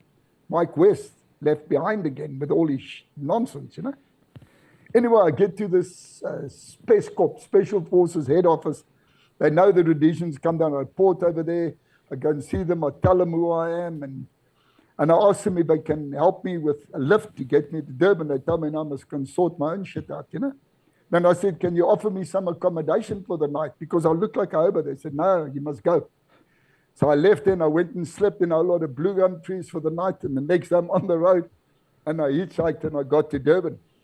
Now, that same Rob Johnson who was on the selection with me, who didn't want me there, when I arrived there, he called me over and he said to me, if it was in my powers, Mike West, he said, I'd get rid of you right now. Now, right now, get rid of you.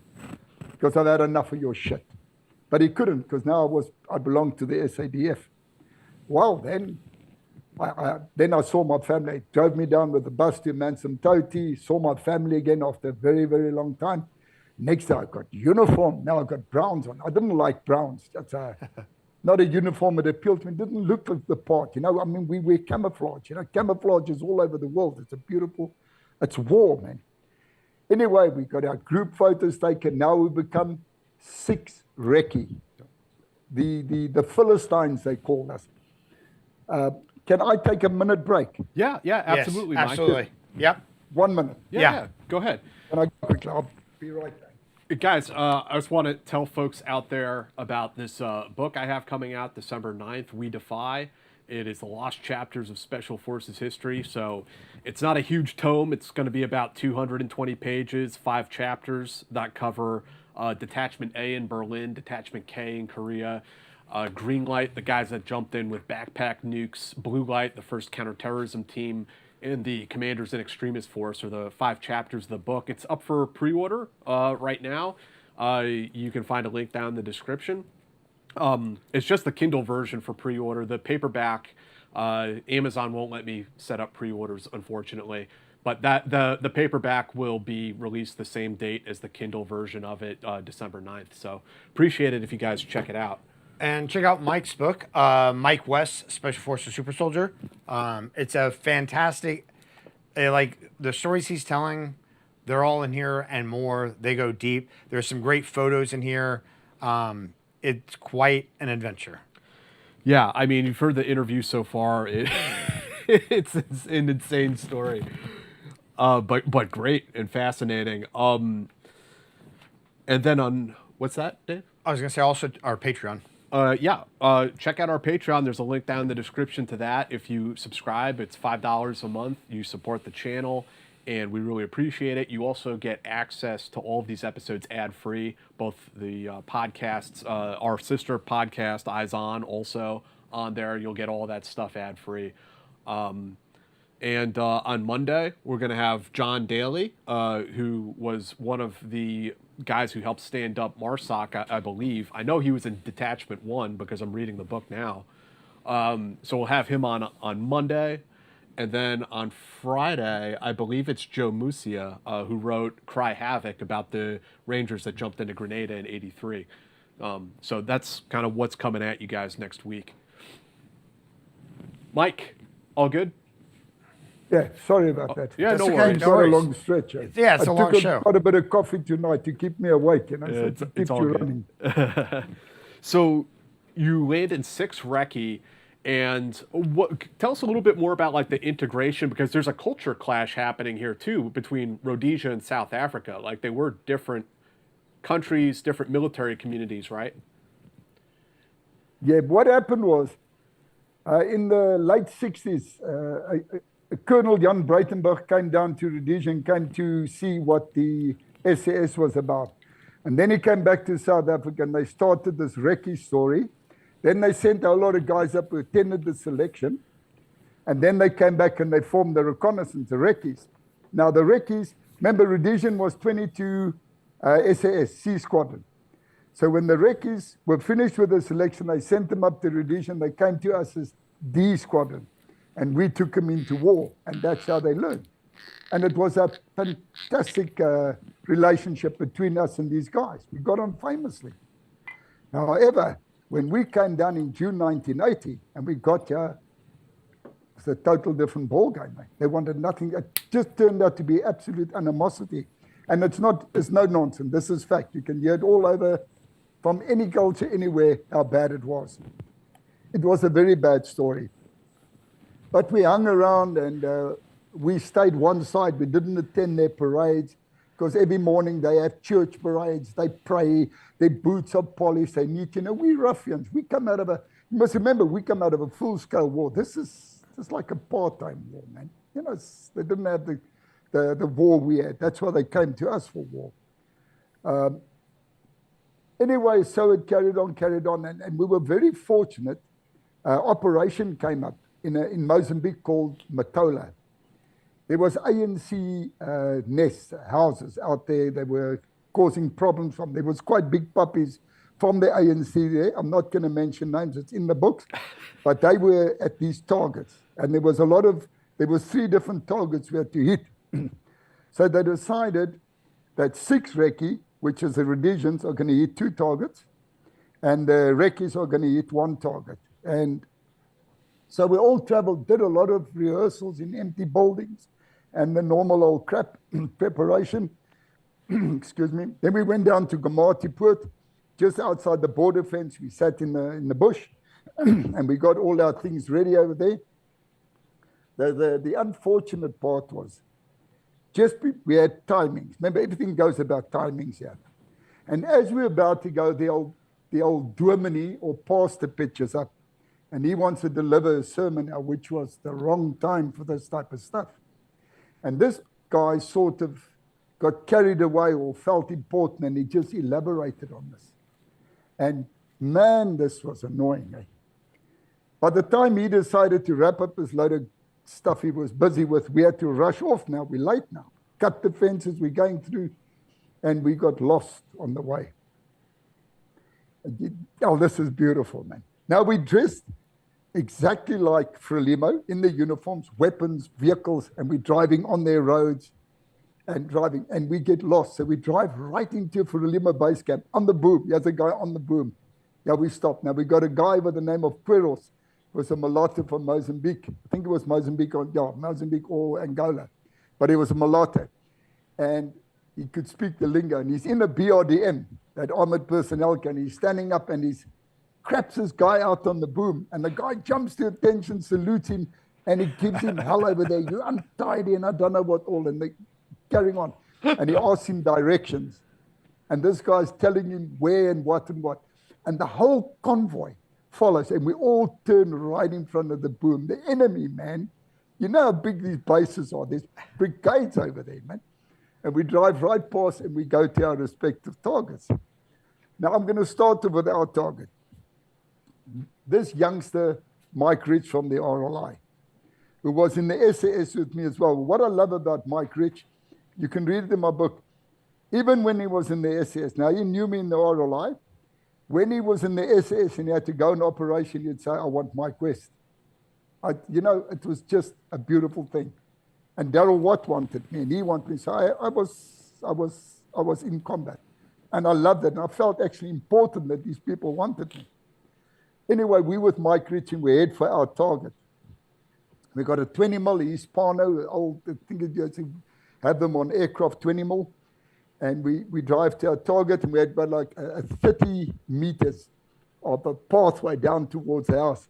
And we're in the gas, and it stops, and our gunner opens up with this 20 mil at the house now. They killed a lot of guys with that inside. We read afterwards. So myself, Dave Berry, Frank Dunn, and myself, we run at this house now because, the puppies are going to shoot at us, you know.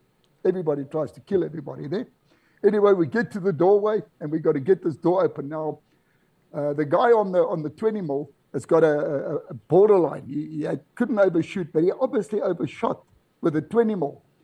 And whatever shrapnel, either from the round or whatever, I'm right against the wall. We've got to get close to the wall because, there's lead flying.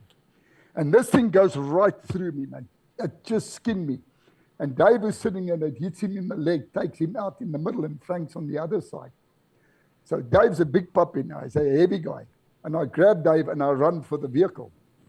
And while I'm running with Dave to the vehicle, I'm telling him, hey, you fat piece of shit, this and he's telling, Western, a lot of humor, man. It doesn't matter. We had humor because we're from SAS, Dumped him on the vehicle, run back. Frank and I bridge the house. We get inside. While we're in setting up a massive crate of plastic explosive with safety fuse, I hear something coming, and I loved it. Whatever that was is history, you understand? He went to the happy hunting grounds. They tried to get out. Set up the explosives, and then we all drove back and went to Komatipoort. But what happened was, on the other target, just briefly, I wasn't there, 3 SAS guys died. They landed up in a hell of a battle. They had a bigger target than us. There were more guys, a bigger team, and they had the bigger house. I wouldn't mind if I was on that one, because there was more firing over there. But 3 guys died. And the one guy landed up, he had a can of fuel with him, which was a reason for burning, and they had to destroy. And a white phos went off, and he set the light. He got hit as well, got shot, fell down next to a car, the fuel ignited by this car, and he was a ball of flame. So after all this punch up and everything, now you can't hang around too long on the target, because remember now, Frelimo is coming, right? When all these weapons go off, the troops come. So they get an order to withdraw after a certain amount of destruction, and they drive away, and he stayed behind in the fire. They couldn't do anything about it. That was quite a bad story. They found helmets, and it was in newspapers and all that. But after that operation, when we got back, one Recce apparently blew theirs away with a 106, the Recoilless. Blew it away, we hit ours, and they hit it. There was a lot of slander about us again, and it caused so much crap and arguments, and you can't believe these were our friends. They came to Rhodesia. We trained these guys, not me, but I went into war with them, I mean, they are, as a result of us, that's where they come from. But they had no time for us. And our guys had enough of these guys and their parades and their praying and their flag raising ceremonies. And listen, this is not our cup of tea. We bloody soldiers, mate. And the guys skedaddle and they go in all directions. They had a good chance to go to other places now. I could have gone to Paris, like I said. I could have gone to Lebanon. I had a lot of choices, places I could go. But I decided I just loved war. I just loved Cordite. I don't know what it is. I just loved it. I decided to stay on. Fortunately for me, I stayed on because for some reason or the other, we went on a lot of this. Look, one Recce, where we were at this stage, is a special forces outfit. They are not cannon fodder. Their job is to penetrate deep behind enemy lines via strike craft, submarine, and destroy enemy installations and so bug up the economy. That was their task. Now, Frank Tunney from Australia, oh, what a brilliant guy, eh? What a soldier. Eh? Well, was a boxer as well. Him and I sort of landed in Fabe, and we seemed to get these jobs. And we would go out on these things, and we loved it, man. It was bloody awesome. It hasn't got the action and the shooting and that, but you sneak into refineries, place explosives, blow it up, sneak out. It's all right, but it's not that exciting like being in combat, you know. So you got to do some submarine insertions? Sorry? You got to do some submarine insertions? Yes, one. But what happens with these things, you must remember, us guys in Rhodesia, fact of the matter, from everything we went through, our eardrums were gone, perforated. We don't have, our ears are in a very bad way. So when we get on this, we call them Koch buckets. These strike craft were from Israel, brilliant combat fight gunships, these little combat ships. Beautiful stuff, but they pop around like a cork on the ocean. Anyway, when we're going up, it becomes a Koch bucket because whatever you got goes out. You can't keep it in. But we landed on numerous, some very nice ones, you know.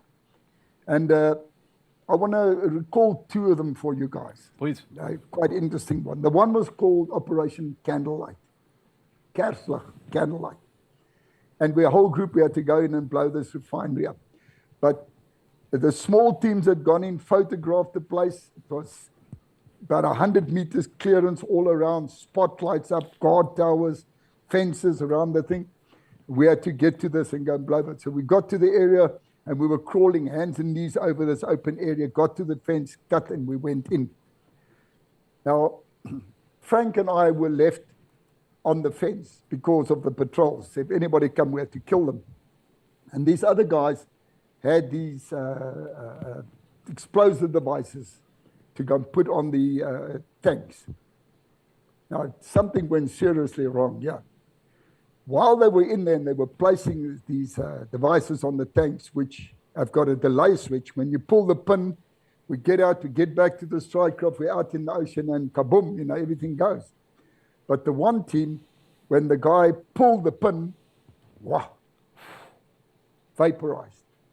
And the two other guys with him were about 5 meters away from him, all around the fence. They made it, and he was gone.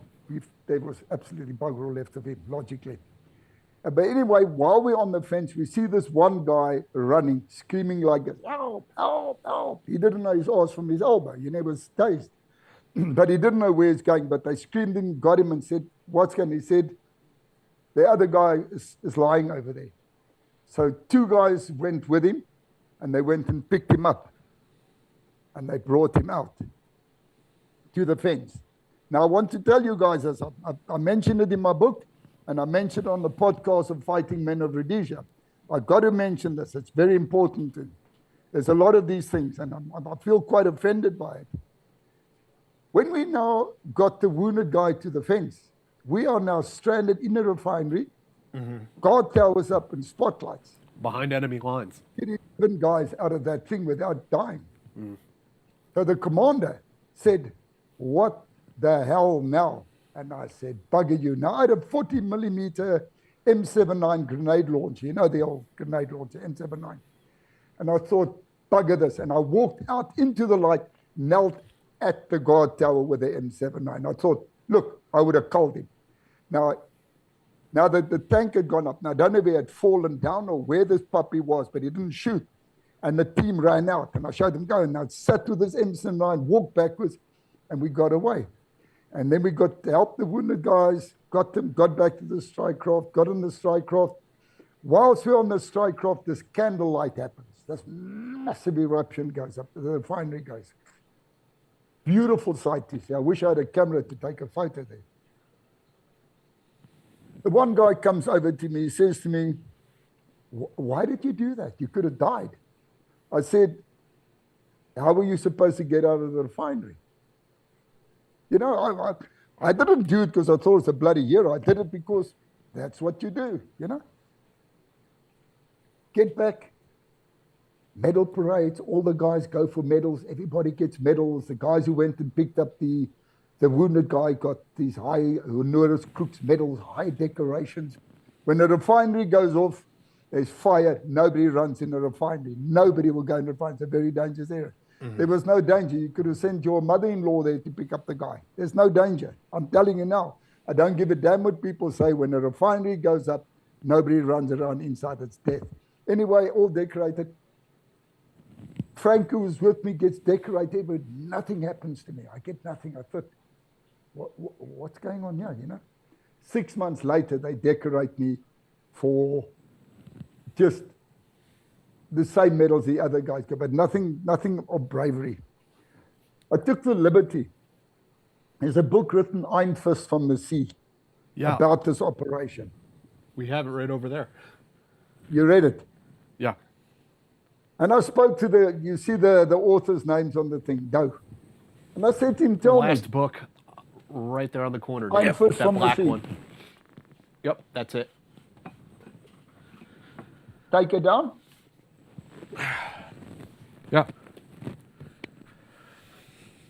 Yeah, and I apologize for not being very good at pronouncing the South African names. That's not the Iron Fist from the Sea, the one that I've got. Yeah, from Dow Sten and Arne Soderlund. Yeah, those are the same guys, but it's different than my book. My book's got a different cover. I'm on the front cover of the other book. This might be a UK edition, which is why it looks a little different. The one we got is I'm on the front cover with the team. Oh, really? And I phoned this guy and I said to him, listen, man,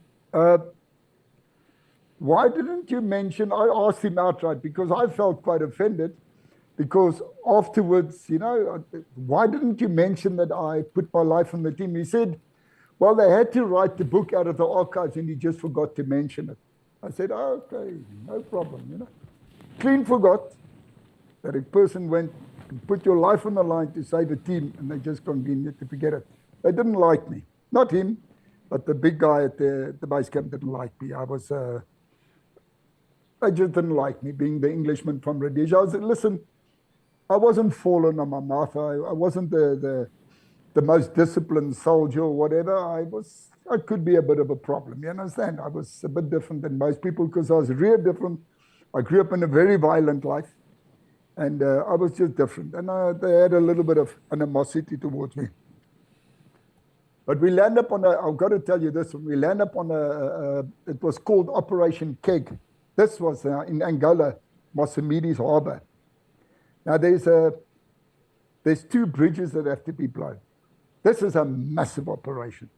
So whilst we're preparing for this operation at the place at Langebaan in the Cape where the 4 Recce guys, because they were going to take us in, we went to the pub over there called the Tropicana, and I don't drink, but I had I don't know, I must have had a bit of beer in it. But anyway, my friend Paul pulled the one civvy down, thumped him a bit, and then we went over some skirmish and some guy came out and made a comment and I decked him. But when I hit him, his teeth went into my fist, in his teeth. And that wasn't that. Anyway, he landed up in the garden. I planted him. We finished the operation, but my hand started to get stiff because the tooth went into the bloody bone. And I had to get tetanus injection, but I can't close my hand. But I wasn't going to miss out on this bloody operation, Anyway, we had rope ladders. We were carrying a hell of a lot of explosives. We were very, very laden down. And we had to go over very rocky ground. We had to use rope ladders to climb over things. It was difficult.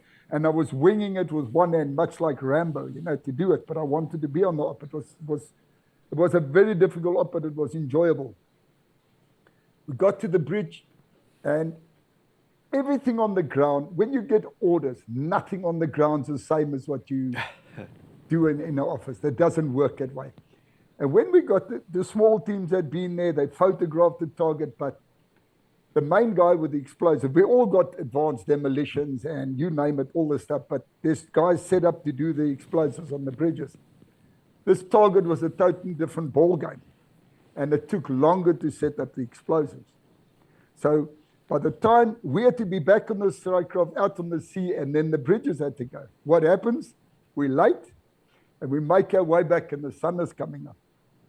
Now we're on the beach, and the Kevlar boats are coming in to pick us up now. Now it's not low tide anymore because we're late. Now it's high tide, and it's rough. And one of the boats tip over when the guys were getting on. They lose their weapons and whatever. Look, we're in big crap here. And right in the harbor, Mossamedes Harbor, is this, what do they call it? It's a Russian gunboat. Man, you must see this thing. It's in the book. I talk about it. A Kiev or I don't know what, but it's a big puppy with a hell of a lot of troops on it. But here we are. Okay, so now we on the Herman, the main commander of the beach, standing on the beach. We are all in the ocean swimming, trying to get on. Some guys are half drowning. I grabbed the one guy with my damaged hand and I pulled him up. I got him on the boat.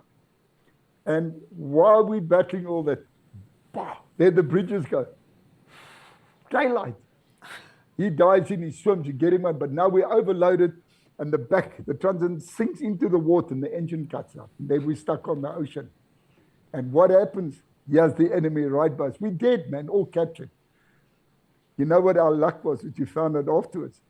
The night before, the commander or whatever of the battle cruiser gave the troops off to go and have fun with the ladies and get tanked up. And everybody went on shorely and they were out. And when the bridges went and the alarms went off, these guys were still caught to their pants down. And we had a chance to get away. So the strike craft came and got us out. Yes, we were all goners over there. But that was the operation to talk about. I tell you, that was, you see now the guys were sinking the guys, it was a dangerous story. High tide, heavily laden guys in the water, sinking, pulling guys over. Man, it was like a Mad magazine, man. It was something else. But that's something to remember. It was really, something beautiful to remember. To have gone through that, it was absolutely amazing. Was that sort of the tail end of your SADF career? I mean, how did you kind of finish out your military service? No, yes, my military career still went absolutely crazy, man. Really? I spent up to 9 months here. I was a very busy guy. And these guys specialized in these deep penetrations, which I was part of, but other little operations would come up in Southwest Africa. We had a base camp by the name of Fort Rev, where they captured SWAPO, which you would turn and we'd go to, and they would send me up to do ops over there. I was busy. And I spent a lot of time away. And whilst I was away, things went wrong at home. All right. And when I got back, I heard about it and I lost my... Look, the normal procedures, everything's got to follow military rules, not me. I had a pair of hands, you understand? I used myself. And I landed up. And what happened was, there was a ruckus in town where the Strikecraft had problems at a pub. And the guys left and said, we're going to bring the guys and we're going to flatten this pub. So when he left, they got all these bouncers together with batons and everything, waiting for this lot to come. And who arrives? Mike West and his two buddies. They arrived. And one of our guys, a real arsehole, has trouble with a civvy, and a fight breaks and we go out. And what happens? This horde of people come out of there with batons. I get pummeled. I got a cracked skull, broken lip, broken nose, lying in Addington Hospital. And a car hit me. I was in a hell of a state, but you couldn't get me down. I still got out. They decided, then I was very angry, so I started to hunt these guys down. And somebody went and chirped by the commander what I was busy with, and they decided, listen, this king's a nutcase.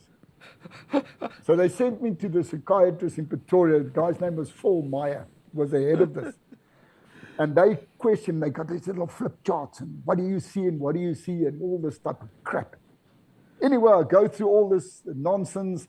I get locked up in the UNITA ward where the wounded guy was. I go for runs. I threaten the military police. I was a bit of a problem. And they declare me a Jekyll and Hyde, a nutcase. And they send me back. And when I got back, the military police get on the bloody train with me, which is the biggest mistake. They've never done that. I walked in their compartment. If you ever saw a mummy, you should have seen those guys. I would have flattened them, but not one moved. I was very angry with these bastards. I hate being tailed like this. Anyway, I get back. Guy picks me in the station. He says to me, Andre's waiting for you. That's the commander. I'm not going to mention his rest name. The commander's waiting, he wants to see you. Get back there, walk in his office, he says, Mike, we've got a lot of trouble up in Dang. We want you to go up there tomorrow. We're taking you down to Waterkloof, flying him as going to sort it out for us. I said, oh, no problem, man. I like it. I get to my house is empty. Curtains in the room, everything is gone. And my clothes in the cupboard. Wife and kids, everybody gone. I said, yeah, what's going on over here? I realized that's big shit. Anyway, next day they fly me down to Waterkloof. Waterkloof, they fly me to Ndangwa. SWAPO base now. Get over there, walk in this guy, salute this puppy. He just tells me, you're not going back to South Africa. You stationed here permanently. I said, but what about my family? I couldn't understand what's going on. He says, not my problem. Get ready, we're deploying you. Just arrived there with my war trunk and everything. No orders. Get my gear on everything. They load me up in a Casper, one of these armored vehicles, when it's dark, and they drive me out into the bush. Don't know what's going on. Nobody says nothing. They're obviously very cheesed off with me. The gate, the doors open the back. I've got to jump out. Off goes the vehicle. Now I'm standing in the dark. Yeah, 4 of these captured SWAPO come, Sacramento, and I know the guys. And they come and they show me. We go to the LUP, the lying up place, and we sleep there for the night. Now I'm lying there. I am so confussed.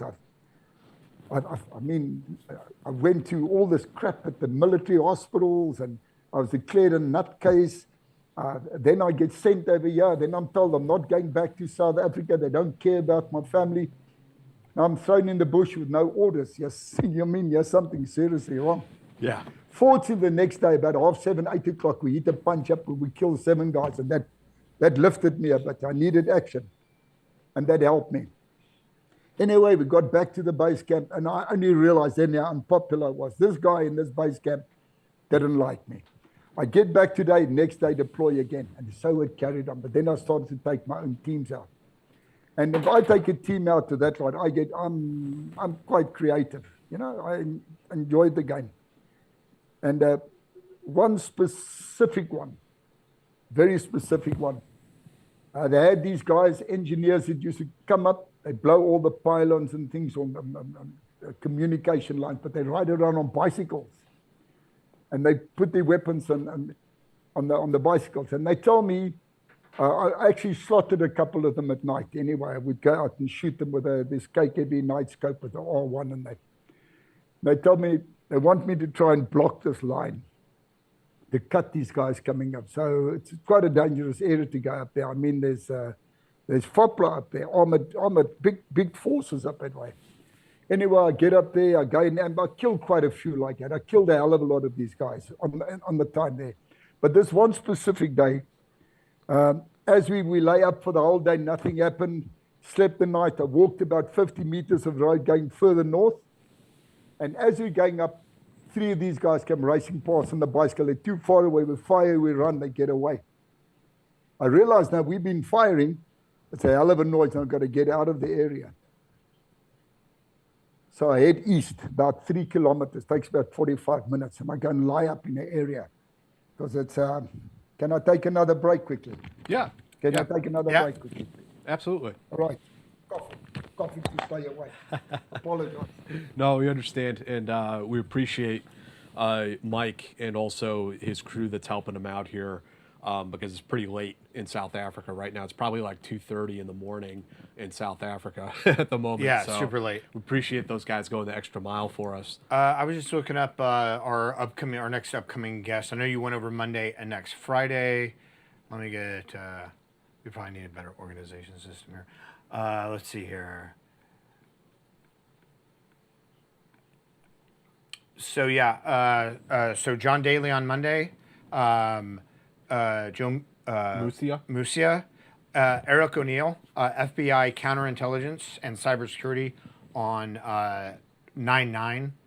On 9/13, Damon Brown with the great book Black People Can't Swim. Yeah, combat diver. Yeah. And then on 9/20, Uriah Pop, a medic from a special missions unit. And 9/27, it's still 9/27, right? Our 300th episode? It'll be early October. Early October. October 3rd. Okay, so October 3rd will be a 300th episode where we are going to play some Dungeons & Dragons, which we know the watchers and listeners of this podcast are dying for. The content yes. you've been dying yes. for. Yeah, it's going to be our biggest it's show the ever. crossover event of the century. Yeah. Yeah. So, Mike, as you're telling this story, I gotta think, and you must have picked up on at this point. It sounds an awful lot like your commander sent you out to this fire base to die. Like he doesn't think you're coming back. Well, I'll be perfectly honest with you. If you read in my book, the book's been edited, but I know for a fact that as I go on, you'll see why I tell you they tried, but they didn't succeed. And listen, this is blatant. I'll sit with a polygraph anywhere in the world, and I'll take this story on to show you what they did to me. But they didn't scare me. I'm not worried about these people. But this specific incident, I headed 3 kilometers east, and I get down in the position, and lying low, you don't move in the daytime. Look, it doesn't matter where you are there. The gooks know where you are. It's daytime. They know where you are. You can't move around in air, and tourists don't know where you are. That's infested. And I see to my north, and I see extended line coming, but the bush is thick, and I could see about 7 of them, but they're coming towards it. So I realized those guys that escaped with the bicycles, yeah, it's coming. Anyway, we open up on these guys. You pop a couple of them. Wasn't a hell of a punch up. And all of a sudden, this piece of bark flies out down next to my head, and all hell breaks loose from the right flank. And they knew exactly where, so they launched a flanking attack on me, which was a big mistake. As they came at me, I got that 60-round magazine. I'm the only guy in Space Forces that had it, but this one worked. A lot of guys tried it, but once you fuse those springs, the thing gets stoppages. Mine never stopped. Believe me, it never stopped. They can tell you it never stopped. Anyway, I turned and we opened up, and the only way I could beat these guys is what Darrell Watt taught me. Run at the bastards. And that's exactly what I did. Now I get 2 white guys with me, Wizzy and Johnny, and these guys, and I take over the speed with a 60-round opening up at them. And we killed a lot of them there, eh? And Johnny and Wizzy, and then the rest of them came in. They're not going to run with us, but when I ran, they came. And I captured 8 of them over there. We must have killed, I don't know, maybe 9, 10, I don't know, we killed a lot. It wasn't a big deal, you know, we were too fast. And the most beautiful thing, I've never seen it in war, these guys were on their knees with their hands in the air, man. I felt so proud of myself. We took this whole lot, wounded guys, everything. We grabbed them. Look, we're in big trouble now because there's been a hell of a lot of shooting. We know there's going to be trouble. So I grabbed these guys, we start moving south. I had to convince them, you know, to walk. And we stopped at a point to treat them because they're bleeding profusely. And you'll see in my book, we made homemade stretchers and we put drips in them. And I made these guys carry each other wounded on their own shoulders to get them out, because a life captures money, not for me, but for these turn guys, you know, the SWAPO guys that are fighting with me. And they preferred it if we left them alive because they don't want to kill their own guys. So we were taken, and what happens was this Fopler comes down. I don't know how many vehicles are after us now because of all the shooting, and I'm in big trouble, man. I've got tours that are captured, and we're heading south out the way, and they're on us. And I took on these guys that were with us. I didn't play games with them. They realized, you better run with my quest because you're going to die. And they went with us. So I got hold of the commander and I said, please, we need backup. And they sent 2 Impalas in. And these Impalas came in. Now, to strike at that speed and to see the enemy with that bush is difficult. But I threw a white foss and gave them an indication there. The Impalas were striking, and I moved, and we got Pumas, and we got out. Now, the funny part that never, and I'm telling you, never before in combat, in that, anybody captured so many guys and buggered up so many guys like I did. We got back to the base camp. You know what happened? Nothing. The commander got invited. It was called Sector 10. Step out to go for dinner for the great success there was. Not me. Get ready. You're going to the bush. That's how he didn't like me. He didn't like me one bit because him and the guy back in Durban were big Chinas, you know, big buddies. And when he sent me up, he said, listen, let's make a plan with this guy. Now, any operation, Dave, you guys must hear what I'm saying, and Jack, after an operation, when you get out and you've been in combat, you've got a break. Not Mike West. Not a screw boy. I get back whatever time, leaving it tomorrow night, you're going out again. But I did, that's where you see where Darrell Watt writes. Darrell Watt, the God of War, says, even challenge the SS. Nobody says much combat as Mike West. And Mike Rich says as well, in modern day warfare, nobody's seen as much combat as Mike and lived to tell a story. Now, I'm not boasting about this. I'm telling you, these puppies threw me into this action continuously. But so what? I did it. I did it. And I was creative. And I pulled a stint over there, which would a lot of, I had a lot, listen, I've got a lot of experience in IEDs, you know? Yeah. Improvising, so I'm very good at stuff like this. And I went and I took a TM57, a Russian landmine, metal case. And I took car body part in, the guy's name was Willem at the transport park. And I packed this body putty and I made a claymore out of this landmine. And I took it to Maramba, which is a big open area, but far from the base camp. So the commander doesn't hear it because they're going to get a nappy rash with what I'm doing. And I use this as a claymore on targets. I was so impressed. I went back and I made another one. And anyway, I contacted the one gook I'd captured. I let him wrap this thing. Thing must have weighed 25, 30 kilos, man. You must see the size of this thing with all this explosive. Put it on his head in the camouflage, took the team, and he went to a place called Pew Pew, which is right up there in the western area. A lot of tours over there. And he came from there, and what happens, why I enjoy taking his tours out with me, they take you to where the gooks are, because they know where they are. So you know you're going to have a punch-up, and that's what I liked about it. When you go out with them, you're going to have a fight. You know, you're not going to sit and be bored over there. You know, you're going to fight. And I made this guy carry this thing. But now the strangest thing, without me knowing it, while I was heading up that way, Fopla had a company coming my way. Now, I don't know, some bush telegraph went off and they were coming towards me and I was heading towards them. And a guy from 101 Battalion, Lucas Loubser, came up on the small means and said, hey, you guys are heading into big pawpaw here. They're coming directly at you, a massive lot of guys. Now, had I been with SAS and Darrell Watt, we would have continued and taken these puppies on. But I know these guys aren't going to stand and fight, not in force like that. So we made a U-turn and I headed back east. So I stopped and John and I decided we're going to, I called this landmine of mine Frankenstein. I said, let's set up Frankie over here on our tracks. So I put Frankie against a tree and John walked this long tripwire out. We found a beautiful area. It was an old marsh dry area. You could hide the tripwire. And we laid this out and I told John, get out the way. The scariest thing is to put a death in a thing like that because you know when this goes off, there's nothing left.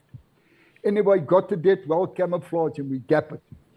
We didn't walk hell of a far and here comes Lucas charging with a Casper through. We all jump on because we're in big trouble. There's a hell of a lot of tears coming our way. And the Caspers turn, and as we're going, we suddenly feel this, you know, and we look and you see this plume going up. And we know these puppies walked into Frankie. Now, the beauty was we don't know who it wiped out, but we never ever heard of that patrol again. Now, it couldn't have killed them all. Obviously killed the radio operator and whatever. But I tell you, I put a serious dent in that bloody lot with my Frankie. I was proud of myself. But the base commander, oh, he would get a nappy rash with my experiments by telling me I'm reckless and that. Because what I did, I would pull tricks off where I run like, you know, when these guys come out to the bicycles, the weapons are tied on the handlebars. What danger is there, guys? There's no danger. And I would run and dive them off and catch them alive. You know what trouble I got in for? I said, I'm putting people's lives at risk. I said, but there's no danger. They said, you don't do things like that. I said, why not? What's it going to do? Well, I enjoyed it, man. It was. If you read the book Born to Storm by Herman van Nickerk, you'll see it tells you about this operation. He was a commandant.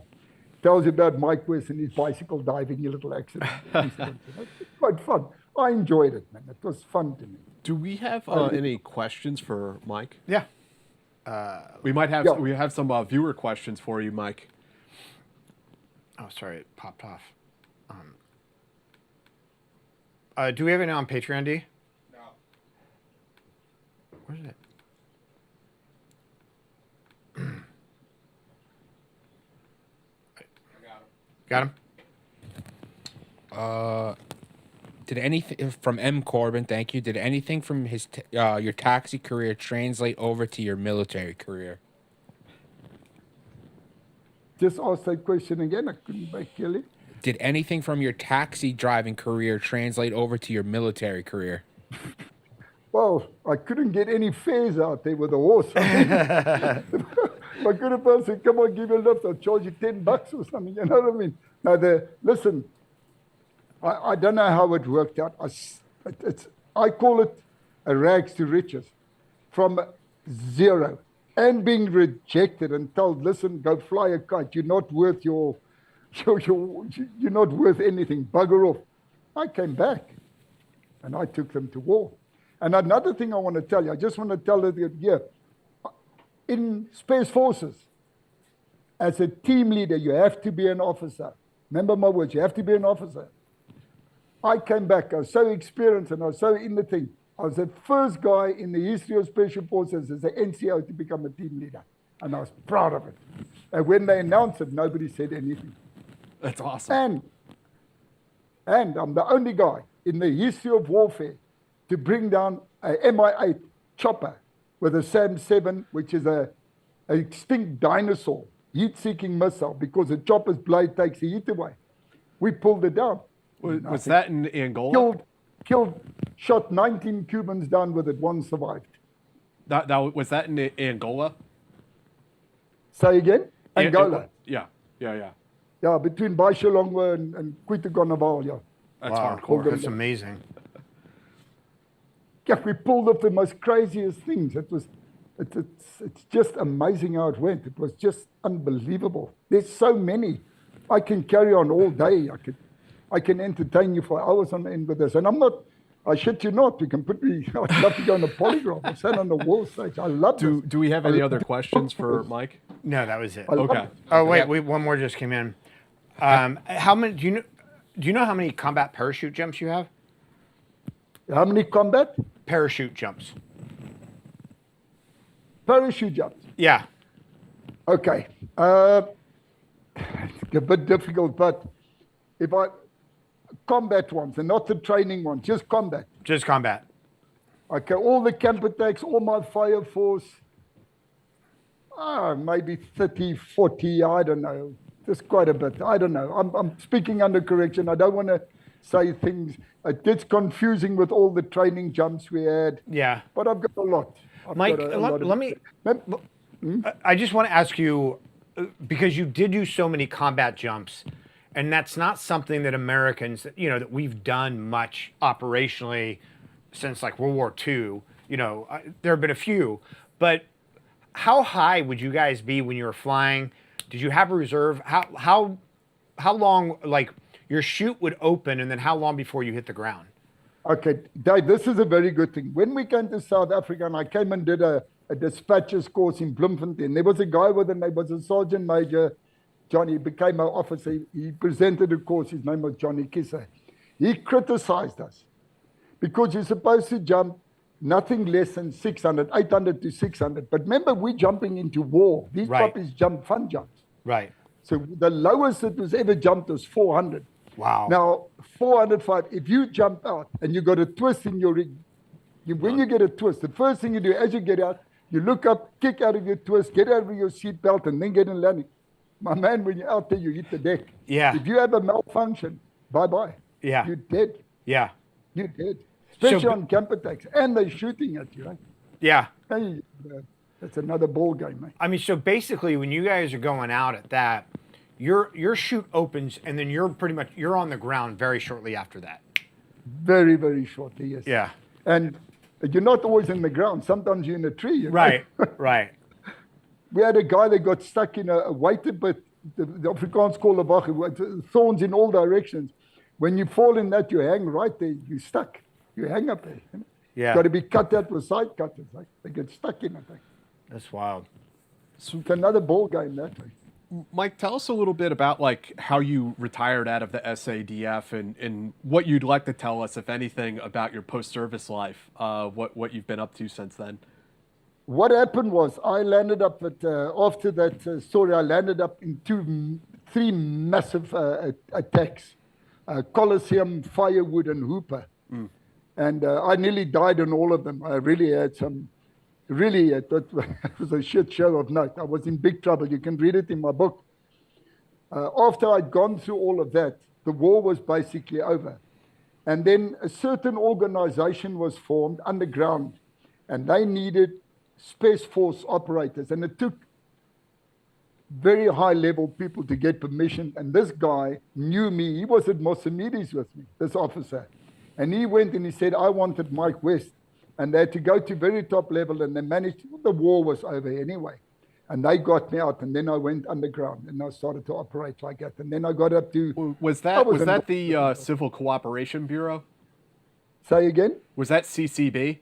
I'm not going to talk about that at all. Yes, I'm going to steer completely clear of that, please. The guy over there, if I got to tell you what all happened there, I'm going to get into trouble. I want to stay totally out of it. I was involved, yes, but that's it. That's all I can say. Fair, ghost fair enough, Mike. And that went on for a few more years, I take it, from the way you're describing?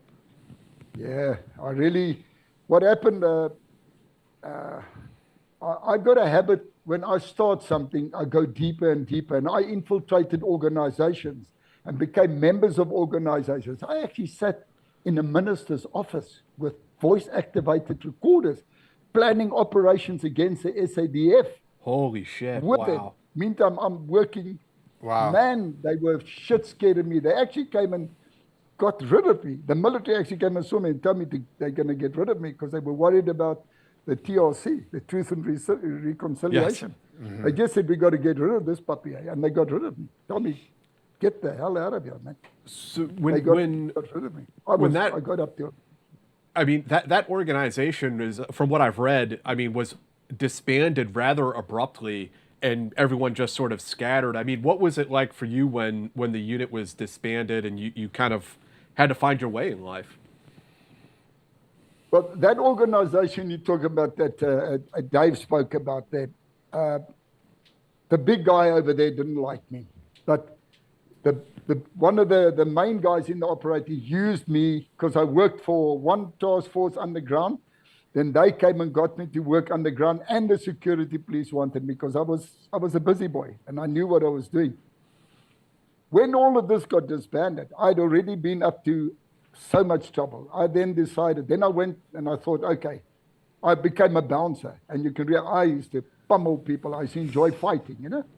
And then when I enjoyed the fighting, then I got into VIP protection. And then if you got to see what I went to over there, how I got followed, how people tried to, I got arrested. You must look at it. I've had a fun-filled life. I've had a very, the day I lay my head down, I can tell you I've had a ride of my life. And it was good. So, I mean, you lived this incredible life doing some things that, most people really just know nothing about. How did the idea of this book come about?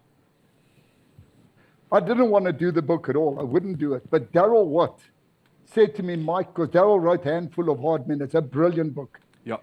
And Darrell said, Mike, do the book. Do the book. Then I did the book. I got my daughter as the ghostwriter. She wrote the book. And it lay for 3 years.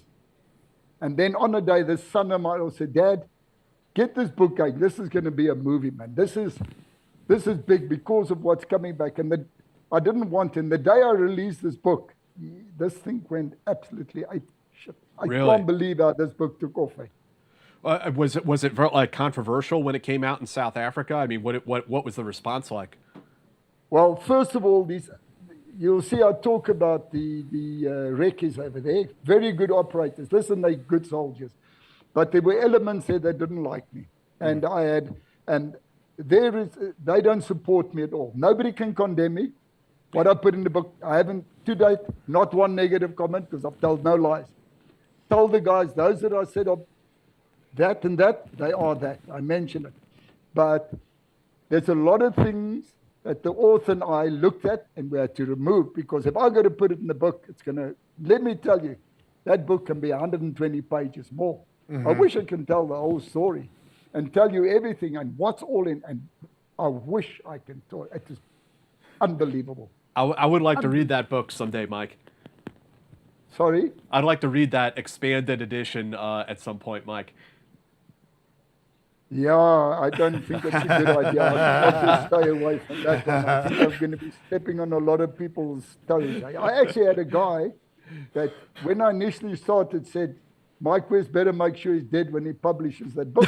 Yeah, exactly. Yeah, I'm not. I shit you not. Fact. Yeah. Where can people go to pick up a copy? I mean, is it available on like Amazon? What's the right place to go to find it?